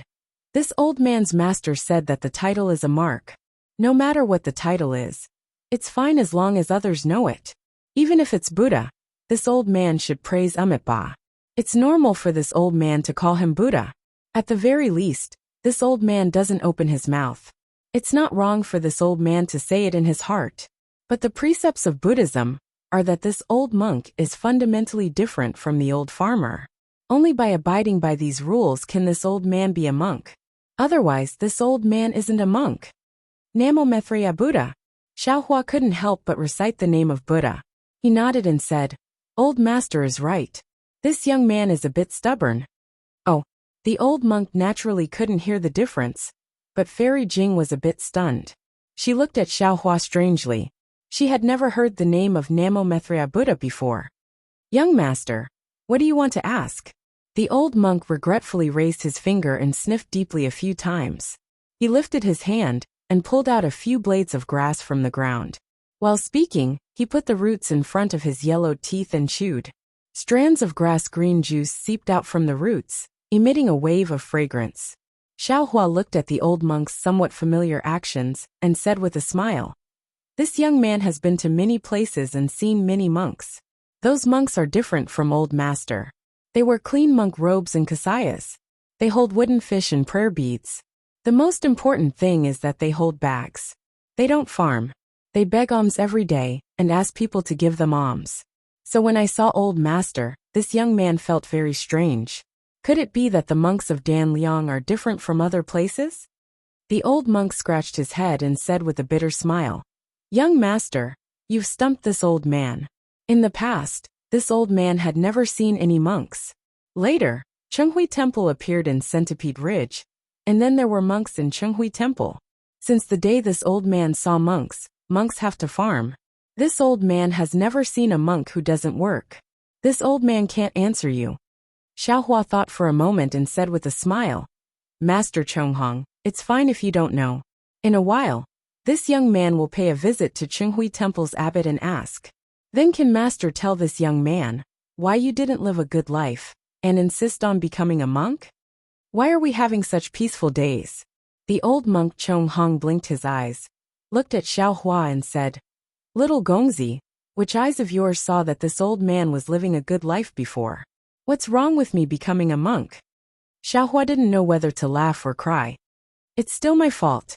I've always felt that monks who leave home in the temple are all lonely lamps and shadows. It's very boring. Chanting sutras every day is tiring, and there are so many rules and precepts. How can it compare to being outside the temple? Haha, that's what the young master and young lady think. The old monk Chong Hong said with a smile. Young master has a wife to warm his bed. Naturally, he doesn't need to become a monk. But I'm different. Fairy Jing couldn't help but blush and lower her head. She really didn't understand why Xiao Hua was so interested in such a vulgar old farmer. Chong Hong then explained the reason why he wanted to become a monk. The old monk's experience could be considered complicated. When he was young, he was considered a good laborer in the village. However, his family was poor and he couldn't find a wife. Later on, a woman from another country, who fled to the Chaoyang country, passed by and stayed in his home. However, later on, there was war at the border of the Chaoyang country. This area became the territory of another country. The people in the village were either killed or fled. The old monk's family was separated during the flight. When the old monk returned, everything had changed. In order to wait for his lost family, the old monk stayed in the village. His family didn't come, but time came. Although the old monk could farm and make a living, it wasn't easy to live alone. If he married again, he would be too old and wouldn't be easy to find. Helpless, the old monk found the Chenghui Temple in Centipede Ridge and donated his paddy field to the temple. He even shaved his head and became a monk. Every day, he ate and drank in the temple and farmed the temple's fields. His daily life was taken care of by the young monks of the temple. It was much better than before. Hearing Chong Hong's words, Xiaohua frowned. It wasn't right to say that the Chenghui Temple took over the villagers' fields and turned it into their private property. After all, Chong Hong volunteered. Moreover, Chong Hong said very clearly that there were many other old monks who were in a similar situation. These old monks all volunteered to donate their fields to the temple.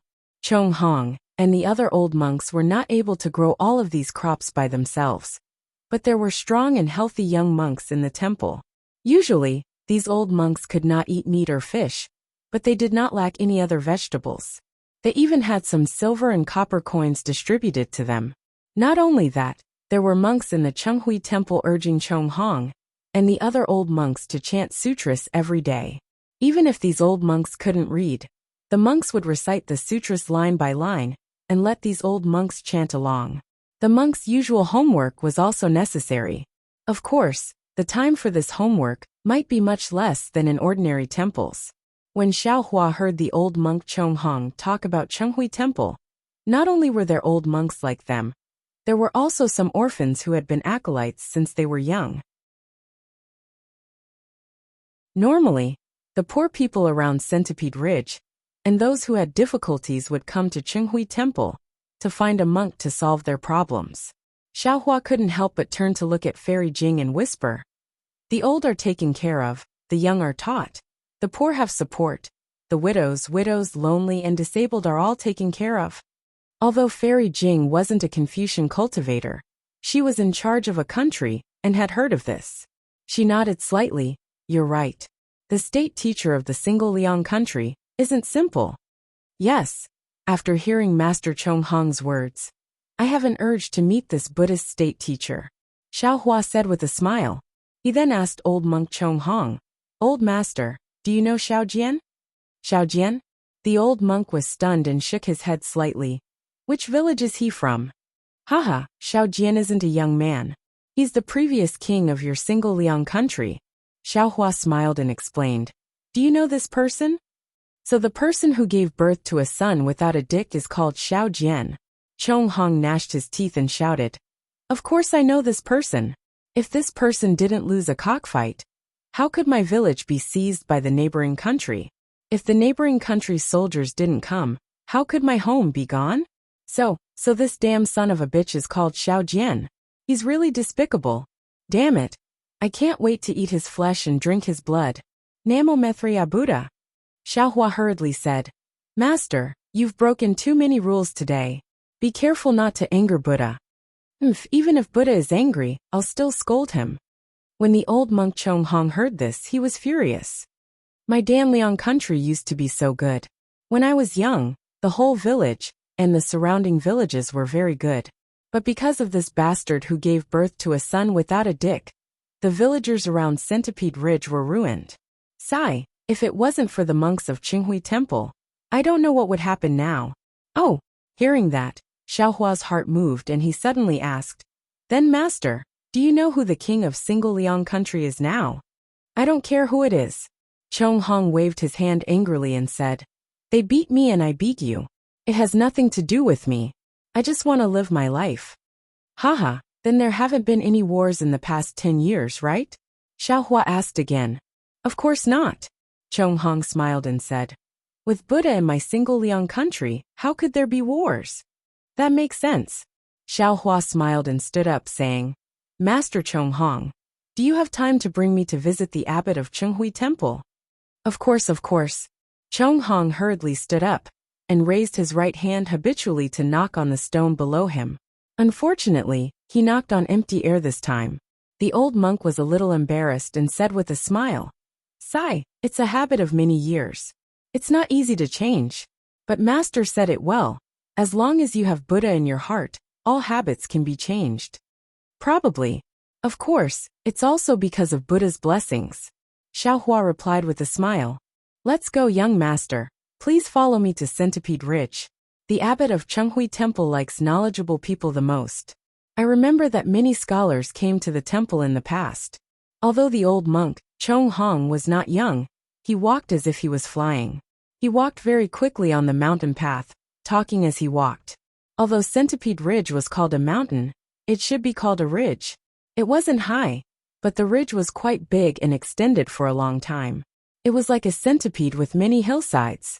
In addition to the common trees on Centipede Ridge, there were also many fruit trees. These fruit trees formed a forest. Where there were no fruit trees, sometimes there were melon gardens, sometimes there were wheat fields, and occasionally there were rows of bean sprouts.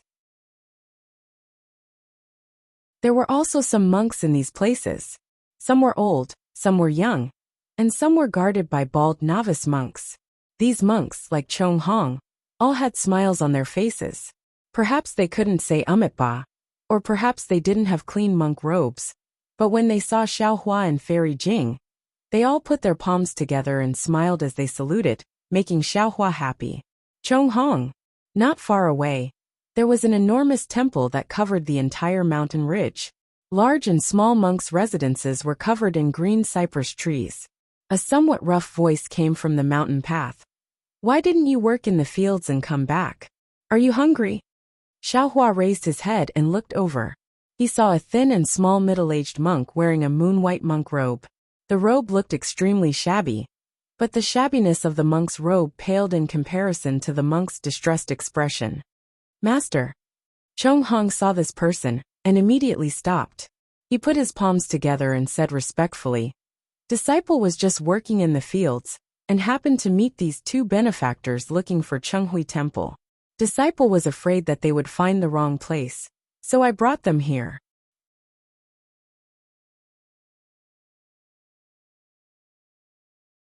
Chapter 3683. And I know. You can go. When the middle-aged monk heard this, he said lightly. Then he took out a fist-sized fruit from a bamboo basket and handed it to Chong Hong. This is what this penniless monk picked up from the ground. Take it to fill your stomach first. It's still early, so bear with it if you're hungry.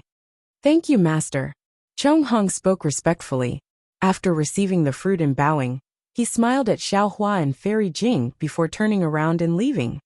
This poor monk Jiandong greets the two benefactors. Jiandong's tone began to sound like that of an ordinary monk. Xiaohua and Fairy Jing cupped their hands casually as a greeting. Xiaohua looked at the bamboo basket in Jiandong's hand and smiled. What is master doing? Aren't you chanting in the temple? Why are you strolling around with a bamboo basket in your hand? Fairy Jing was a bit confused. Xiaohua had clearly asked Chong Hong this question. She didn't know why he would ask again for no reason. Jiandong put his palms together and said in a low voice, Ba. If this poor monk has Buddha in his heart, then no matter when or where, his heart will worship Buddha. If this poor monk doesn't have Buddha in his heart, then even if he sits in the temple with a scroll in his hand and a wooden fish in front of him, the golden Buddha sitting in the hall of great strength would still ignore this poor monk. What you say makes sense. Xiaohua didn't comment and said, Actually, you can send the strong men of the temple for the things in your hands. You don't have to come in person. Jiandong's expression didn't change. He gestured for Xiaohua to follow him while answering in a low voice. Other than the golden Buddha, everything else in Chenghui Temple is idle. This poor monk is a young monk, so I came. Seeing that Jiandong's answer was very good, Xiaohua's originally satisfied heart became even less picky. Soon after, Xiaohua didn't ask any more questions. He only pointed at the surrounding fruit trees and melon fields and asked some questions. His tone was no different from that of a farmer in the countryside. At first, when Jiandong saw Xiaohua asking about the temple, he felt somewhat disgusted. But then he listened to Xiaohua's words, which were related to the livelihood of farming and mulberry trees, and had the intention of asking for guidance. He thought Xiaohua was a young official who happened to pass by today to collect materials, so he answered with great care. not hiding anything from him. Before arriving at the gate of Chenghui Temple, Xiaohua had already asked about the temple's affairs. As expected, the Chanyang state had given Chenghui Ridge to Chenghui Temple as a property. However, Chenghui Temple didn't encircle the ridge like the other temples. Instead, they divided the ridge into different areas and planted different things according to the soil and water. They even cultivated the land of Centipede Ridge together with the land under the ridge, regardless of whether the land belonged to Chenghui Temple or not. What was special about Centipede Ridge was that other than being used by the temple, it was also given to the surrounding villagers. Even the child beggars who had fled to this place were given to them.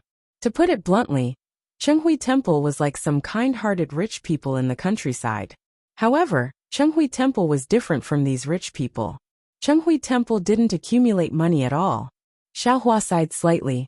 The Buddhist doctrine of Buddhism was profound and taught all living things to be good. However, there was one thing that was hard for people to accept. The monks in the temple always considered themselves to be monks. They didn't produce anything themselves and only wanted people to worship them. They called it giving alms and soliciting alms. Of course, giving alms and soliciting alms were something monks should have. This showed that monks didn't have the foundation to establish themselves and could only rely on the help of people to live. However, most of the monks were eminent monks who gave alms. Most of them still had humanity. In the end, the temple had a lot of land, and the monks lived a very rich life. They still had to rely on people who had difficulties to worship them. People had their own eyes, so who would believe in the temple? Who would worship monks? As time passed, the Buddhist sect began to appear hypocritical. I've learned something. Xiaohua cupped his hands and said, if all the temples in the world were like Chenghui Temple, then why would there be a longevity town in the hidden immortal continent? Monk Jiandong didn't seem to know what longevity town Xiaohua was talking about. He only smiled and said, young benefactor, I'm afraid you came from another country and aren't a citizen of my country. In my country, all the temples are like this. Really? Xiaohua raised his eyebrows and was somewhat surprised. Jiandong didn't answer Xiaohua's words. He looked at the stairs in front of him, and then looked at Fairy Jing behind him. He bowed and said, Ba, female benefactor. My Chenghui Temple doesn't allow women to set foot in. Female benefactor, please serve tea outside. Fairy Jing's eyes flashed with slight anger. How could she put this secular temple in her eyes? However, Xiaohua's smile and warm words calmed her down. You wait here first. I'll come out immediately after I visit the temple's abbot. Xiaohua didn't say fairy or fellow Taoist, but it sounded warm, as if there was a kind of indescribable intimacy contained within. Fairy Jing agreed in a low voice. She turned her head and walked towards the mountain plum trees in front of the mountain gate. Benefactor, please.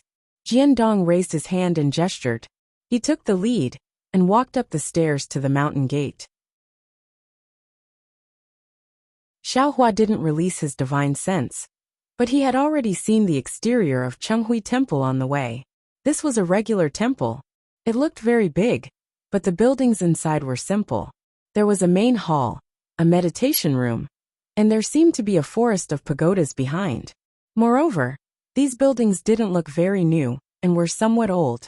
In particular, some places had a lot of moss because of the year-round rain collection.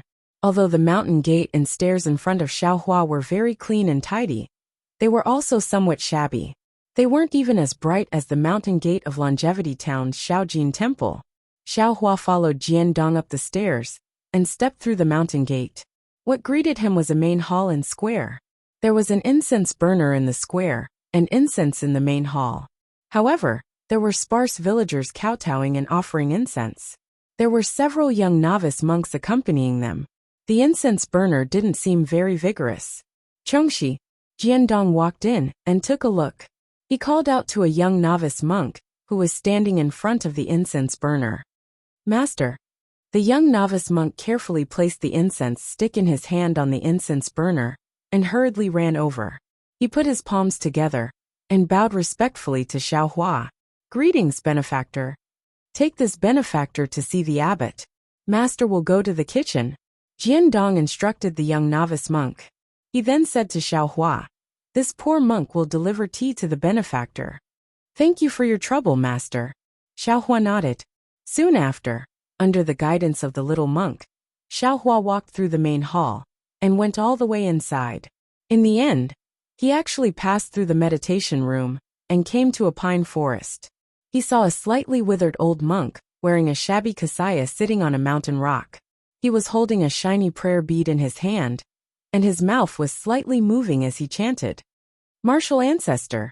The young novice monk didn't dare to approach. He stood still from afar and bowed. "A benefactor came to pay a visit. This disciple has brought him here." Who would have thought that the old monk didn't pay any attention to him? He only closed his eyes and slightly moved his hands.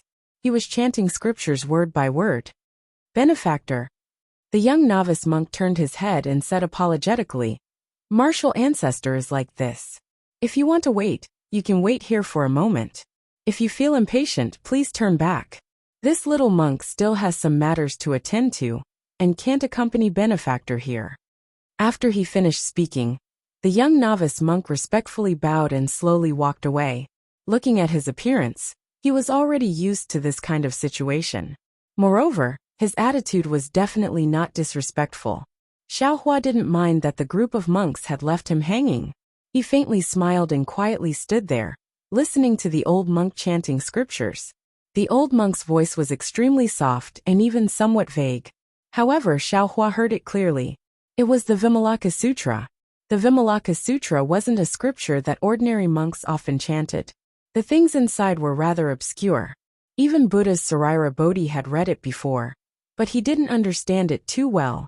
When he heard the scriptures, Xiaohua felt somewhat disdainful at first. However, after a moment, a trace of seriousness appeared on his face. He then slightly closed his eyes and quietly listened.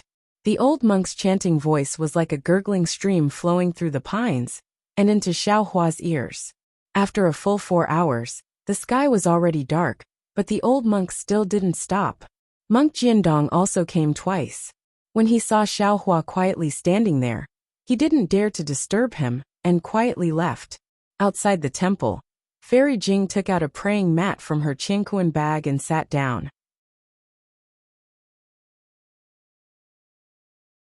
She didn't cultivate, and only silently recited Xiaohua's teachings. As for Monk Jiandong's tea, she didn't even touch it. The sky was already dark. Naturally, the monks who were working at the foot of the mountain returned. The group of monks was very well behaved. Their footsteps weren't loud, and they didn't make any noise. When they saw Fairy Jing, who still had an outstanding appearance, they didn't dare to look at her too much and carefully entered the temple. Old monk Chong Hong was naturally among them. He opened his mouth, but didn't say anything and followed the others into the temple. Not long after, the sound of chanting came from inside the temple. Then, the bell rang and waves of the fragrance of vegetarian food came from inside the temple. In the twilight, Jiandong came back with a basket and some food to invite Fairy Jing to eat. Fairy Jing slightly opened her eyes and looked at him. She only said 3 words, "No need." Then she ignored Jiandong. Jiandong was helpless and could only put the basket next to Fairy Jing. Then, the young monk called Chong Shi stood guard at the side. "This Xiaohua is a bit strange." Fairy Jing was comprehending the mysteries of Xiaohua's teachings while also being puzzled. "It's just a temple, what's so good about it? Could it be that there's a hidden Buddhist expert?" When she thought of a Buddhist expert, Fairy Jing's eyes suddenly opened. Xiaohua had already said that he was proficient in Taoism, Confucianism, and Buddhism. Fairy Jing had seen Xiaohua's Taoist abilities and Confucian abilities, but she had never seen Xiaohua's Buddhist abilities. Could it be that Xiaohua really met a Buddhist expert in the temple? Fairy Jing originally wanted to release her divine sense, but she hesitated. She didn't know if her divine sense would disturb Xiaohua. Forget it, so be it. Fairy Jing closed her eyes again. Sometimes waiting is also beautiful. How long can this beauty last?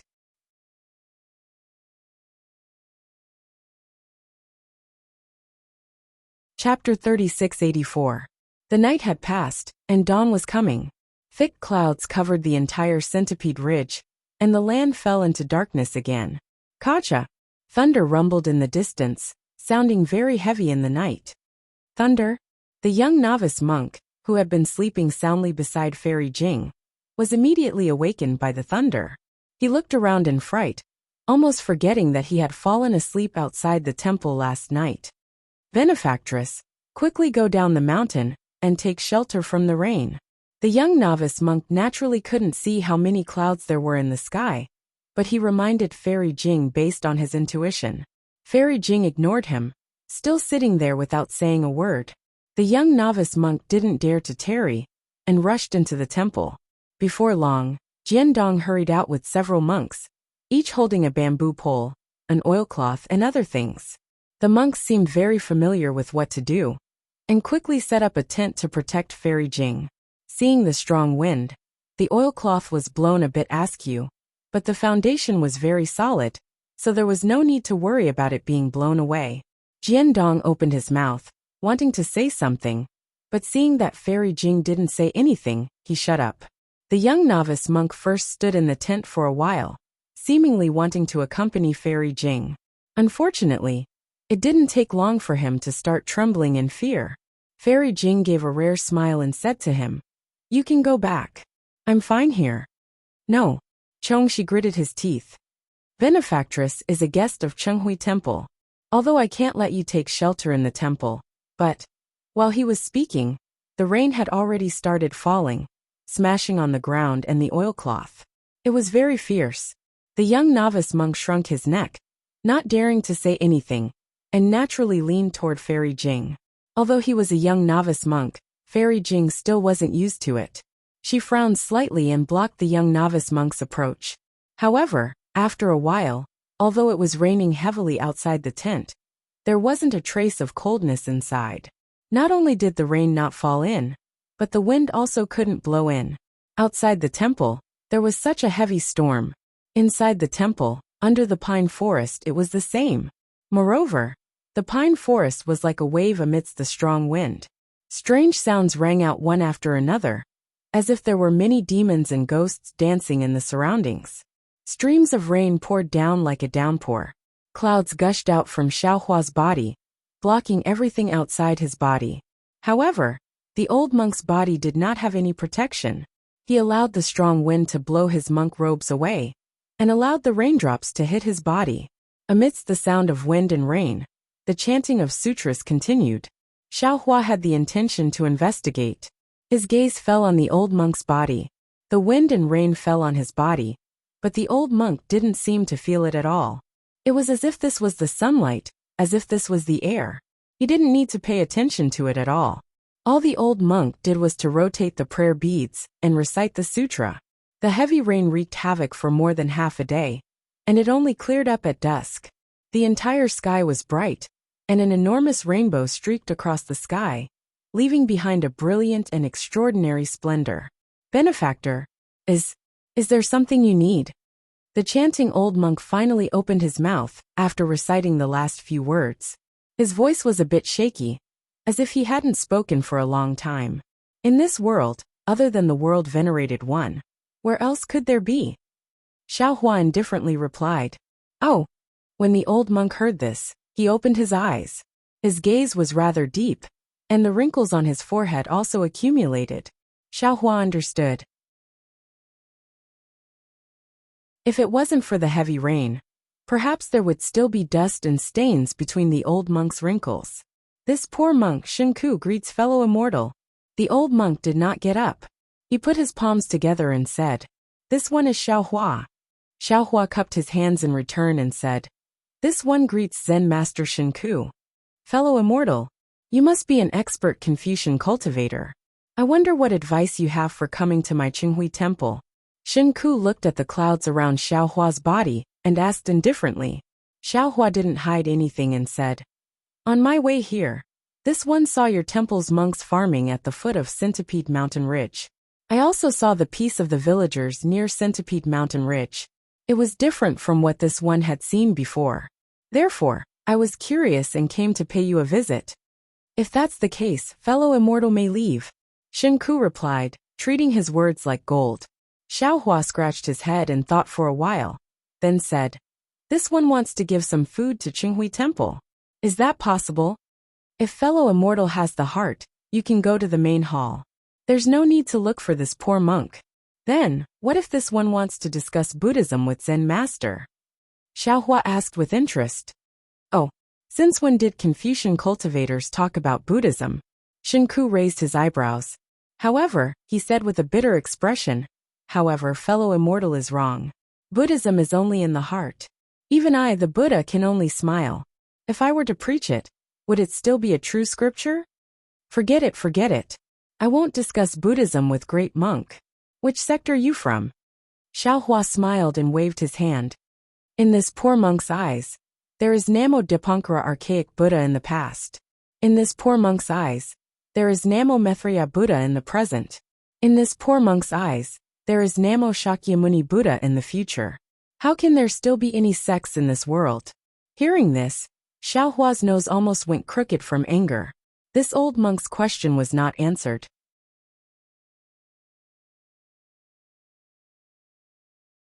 It was a common method of Buddhism. However, in the end, Xiaohua still couldn't figure out this old monk's background. "Old monk, you're no fun at all," Xiaohua coldly said. "Buddhism pays particular attention to opening the door of convenience.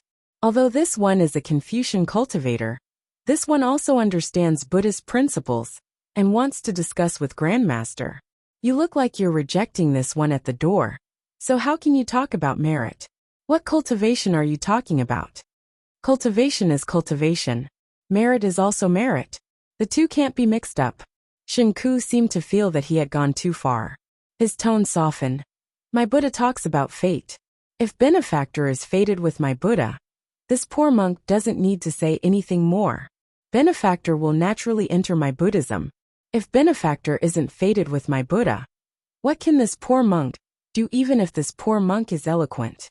Then why is this monk sitting as the abbot of Qinghui Temple? Why are there so many benevolent fields around Centipede Ridge? Isn't this merit to attract the villagers to Buddhism? Isn't it to let the light of Buddha shine on the single Liang kingdom? The sea of bitterness is boundless. Repent and you'll see the shore. This poor monk doesn't want any merit. The light of Buddha doesn't need eyes merit to shine on the single Liang kingdom." Shinku replied faintly. "This poor monk only knows that cultivation is life. Every action and word is cultivation. Since this poor monk can't get rid of this stinky body, this poor monk can only cultivate day and night." Xiaohua wanted to say something, but Shinku continued. "Benefactor, I'm afraid you have the same idea as ordinary people. As long as one cultivates, one must break away from worldly affairs. You don't know that everywhere in this world is a sea of bitterness. Even if you hide in a meditation room, it's impossible to be peaceful. Instead, why not go deep into the sea of bitterness to cultivate?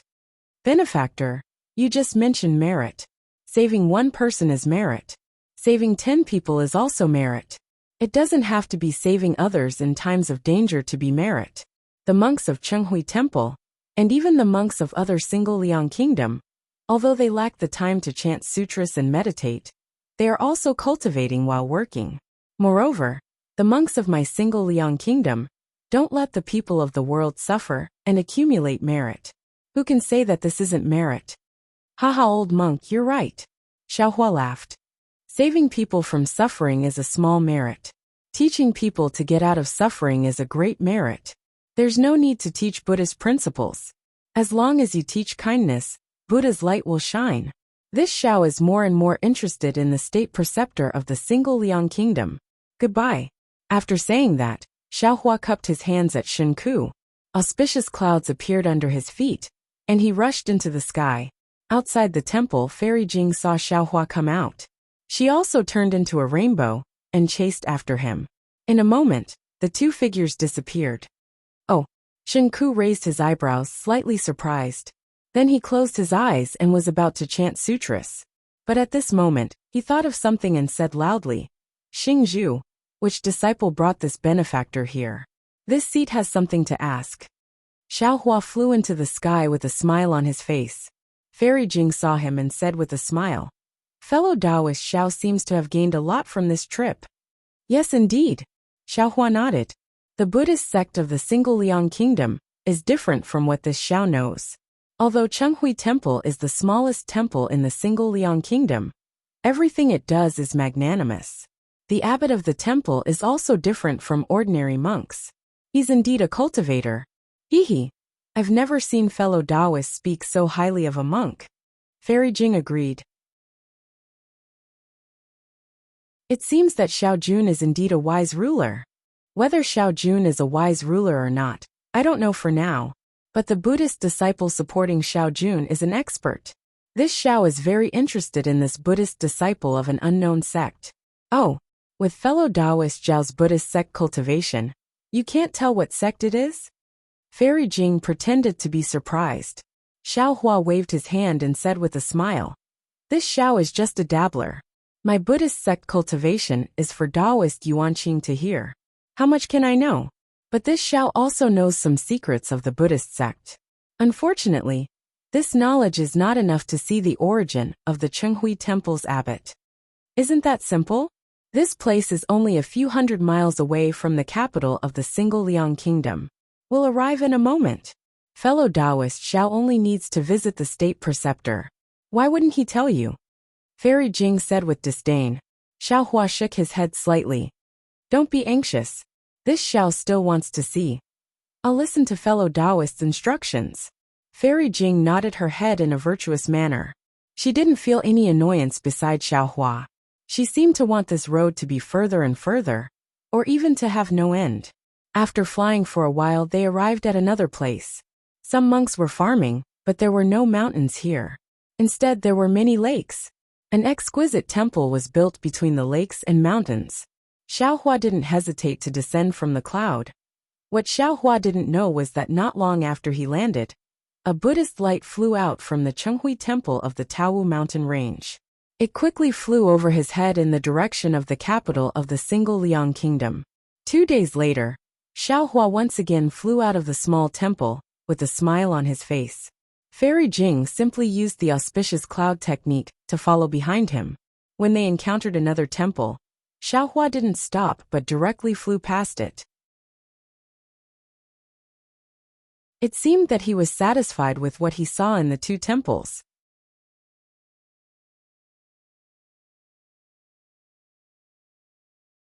Chapter 3685. Fellow Taoist, are you not going to go down and take a look? Fairy Jing asked with a smile, clearly trying to find something to talk about. Xiao Hua replied, "Since I already know, I naturally don't need to go down." Fellow Taoist, aren't you afraid that Xiao Jun arranged this beforehand? Fairy Jing reminded Xiao Hua. If the ruler of a country can arrange farming to such an extent, he must be a wise ruler. Xiao Hua smiled. Fairy Jing, you might not understand farming, and don't understand that farming is not easy to fake. Indeed, Fairy Jing also sighed. Although I am in charge of a country, most of the country's affairs are handled by the ruler. I only deal with the provocations of Confucian cultivators and my own cultivation. Right. Speaking of which, I finally understand why Xiao Jun wants to go to Yaotai Mountain. Amen, I already know. Fairy Jing pursed her lips and smiled. Although these Buddhist disciples cultivate, not many of them cultivate Buddhist protective divine abilities.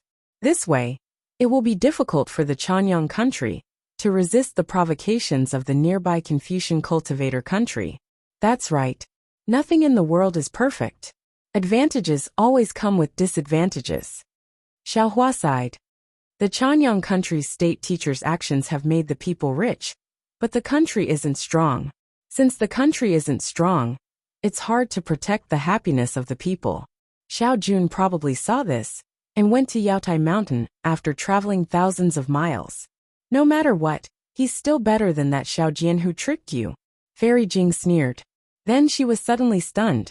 She looked into the distance and asked curiously, "What's wrong? So many monks. What are they doing?" Xiao Hua had already noticed and smiled. Who knows? Maybe there's a Dharma discussion somewhere, and these monks are joining together? They seem to be coming for fellow Taoist Xiao. Fairy Jing blinked her eyes. Could it be that fellow Taoist Xiao defeated 2 abbots in 2 temples, and they're coming for revenge? Xiaohua rubbed his chin and thoughtfully looked into the distance. His figure slowly slowed down. A few miles ahead of him, there were about a dozen monks sitting cross-legged in the air. Each monk was holding a wooden fish in their hands. As they knocked on the fish, they chanted sutras. They were blocking Xiaohua's path to the Danliang kingdom. These dozen or so monks were naturally nothing. What surprised Xiaohua was that below the dozen or so monks, in the mountain range, there were more than 100 monks sitting cross-legged. These monks didn't seem to have any Buddhist divine abilities and couldn't fly, but they also held wooden fish in their hands and chanted Buddhist scriptures like the monks in the air. I'm not familiar with Buddhist etiquette, so I don't know what this means. Could it be that it's welcoming us? Looking at the strange scene, Fairy Jing said curiously, of course, it could also be that Xiao Jun sent a message back to the Chanyang kingdom, and the Buddhist sect's imperial preceptor sent someone to rely on. I'm not sure. Let's go and take a look first. Xiaohua's tone was somewhat cold. He said while flying forward. Actually, Xiaohua was also at a loss. If this was really Xiao Jun's message, then the previous farming matters might really have been arranged by the Buddhist sect's imperial preceptor. You lot are blocking this old man's path. What do you want? Xiaohua flew forward and scanned with his divine sense. He knew that these monks were only at the first or second grade of origin energy. He didn't put them in his eyes at all, and asked indifferently. Hearing Xiaohua's question, a monk flew out and bowed. Amitabha, those who walk different paths cannot work together. Confucian Senior, please turn back. My Chanyang kingdom doesn't have the person Senior is looking for. Do you know who this old man is looking for? This poor monk doesn't know. The monk's expression didn't change. Although my Chanyang kingdom was founded by a Buddhist sect, the imperial preceptor doesn't care about the matters of immortals and Buddhas. He only wants the citizens of the Chanyang kingdom to live a peaceful life. Therefore, I ask Senior to return to where you came from. Can you block this old man's path? Xiaohua sneered. Do you have the qualifications to give this old man orders? This poor monk doesn't dare. After the monk finished speaking, he returned to his original position and sat down cross-legged. He lowered his head and chanted Buddhist scriptures. Humph. Xiaohua snorted coldly. The clouds around him surged as he charged towards the monks. His powerful aura pushed the monks away before he could get close. Although the monks weren't thrown off their feet, they still opened up a path for Xiaohua to calmly fly through. These monks are very strange. Fairy Jing flew over and turned to look at the monks. They weren't discouraged and didn't have any anger on their faces. They adjusted their formation and slowly flew behind Xiaohua and Fairy Jing. They were still knocking on the wooden fish and chanting Buddhist scriptures. On the ground, although the monks couldn't catch up to the monks in the sky, they were still slowly moving forward. What are these monks doing?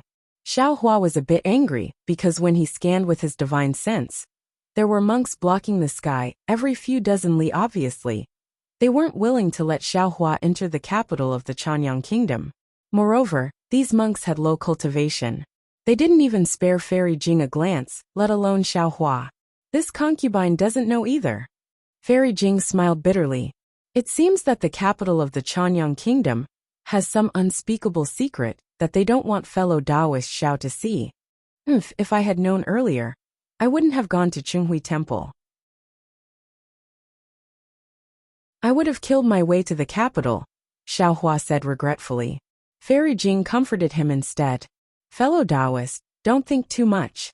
If you went there directly, I'm afraid you would have seen everything. Now that fellow Taoist is pressuring them step by step, they're giving themselves away. If I think about it carefully, Xiaohua narrowed his eyes. Apart from Xiao Jun and Gigi, who else knows that the two of us came to the Chanyang kingdom? If they didn't send a message or even rush back to the Chanyang kingdom, how could these Buddhist monks stop me? Fellow Taoist, you've stayed in these two temples for a while. We can't rule out the possibility that they sent a message. Fairy Jing flew slowly with Xiaohua while thinking. Of course, it's also possible that they sent a message. Xiaohua nodded. But I didn't reveal any Taoist abilities. I'm only dressed like a Confucian cultivator. How could these monks know that I'm Xiao? Besides, they're only the smallest temple in the Chanyang kingdom. How could they know the secrets of the Chanyang kingdom? Yes, fellow Taoists' words are reasonable. Xiao Jun must have sent a message back. Fairy Jing thought for a while. There didn't seem to be too many possibilities, so she could only agree. Also, Xiao Hua looked at the monk blocking his way and said thoughtfully, "There's also the possibility that it's a misunderstanding. Let this Xiao go and ask." With that, Xiao Hua urged his cloud to fly in front of the monk. Sure enough, when the monk saw Xiao Hua flying over, he immediately flew out and said in a somewhat silly voice, "We Buddhist disciples only want to accumulate merit in the Chanyang kingdom. We don't want to get involved in a battle between immortals and Buddhas. Senior, please turn back. There's nothing in front of us that Senior wants." "Yes, let me ask you. What is it that I'm looking for? Who is it that I'm looking for?" Xiao Hua said indifferently. "Who ordered you to come here? Has Xiao Jun already returned? This poor monk doesn't know what Senior is talking about." The monk wasn't angry. He put his palms together and said, "The sea of bitterness is boundless. Turn back and the shore is before it's too late." Xiao Hua was a bit angry and said sternly, "Fine. This old man will only ask you one thing. Has Xiao Jun already returned to the Chanyang kingdom? If the Xiao Jun you're talking about is the king of my Chanyang kingdom, then this poor monk can tell Senior where the king is if not in the dragon court." The monk said indifferently, "However, although Senior is a Confucian expert, my Chanyang kingdom is a Buddhist country. There's Buddhist light shining in the kingdom. Senior, go." Not waiting for the monk to finish speaking, Xiao Hua sneered, opened his mouth, and a mouthful of true qi rushed out, causing the monk to tumble down and said, "This old man wants to find someone. Actually, you juniors can stop me.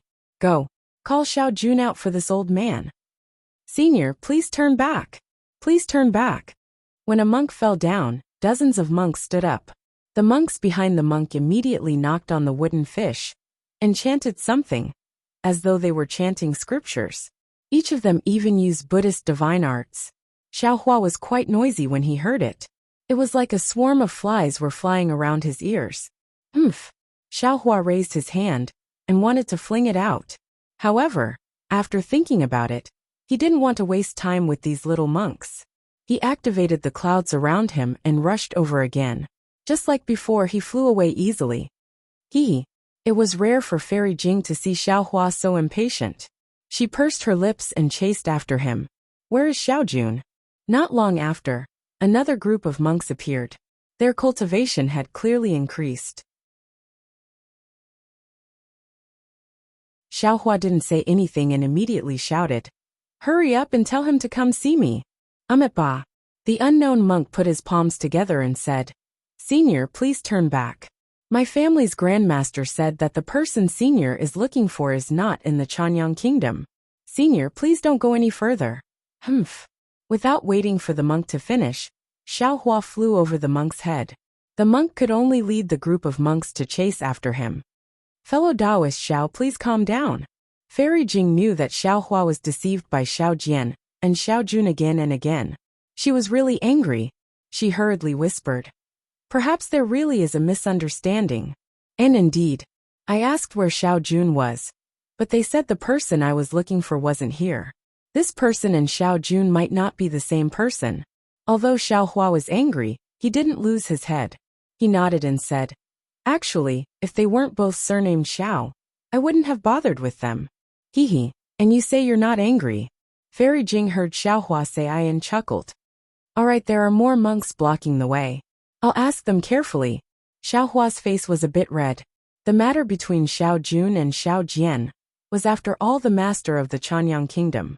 Everyone knew that even an upright official couldn't resolve family matters. It was normal that Xiao Hua couldn't tell.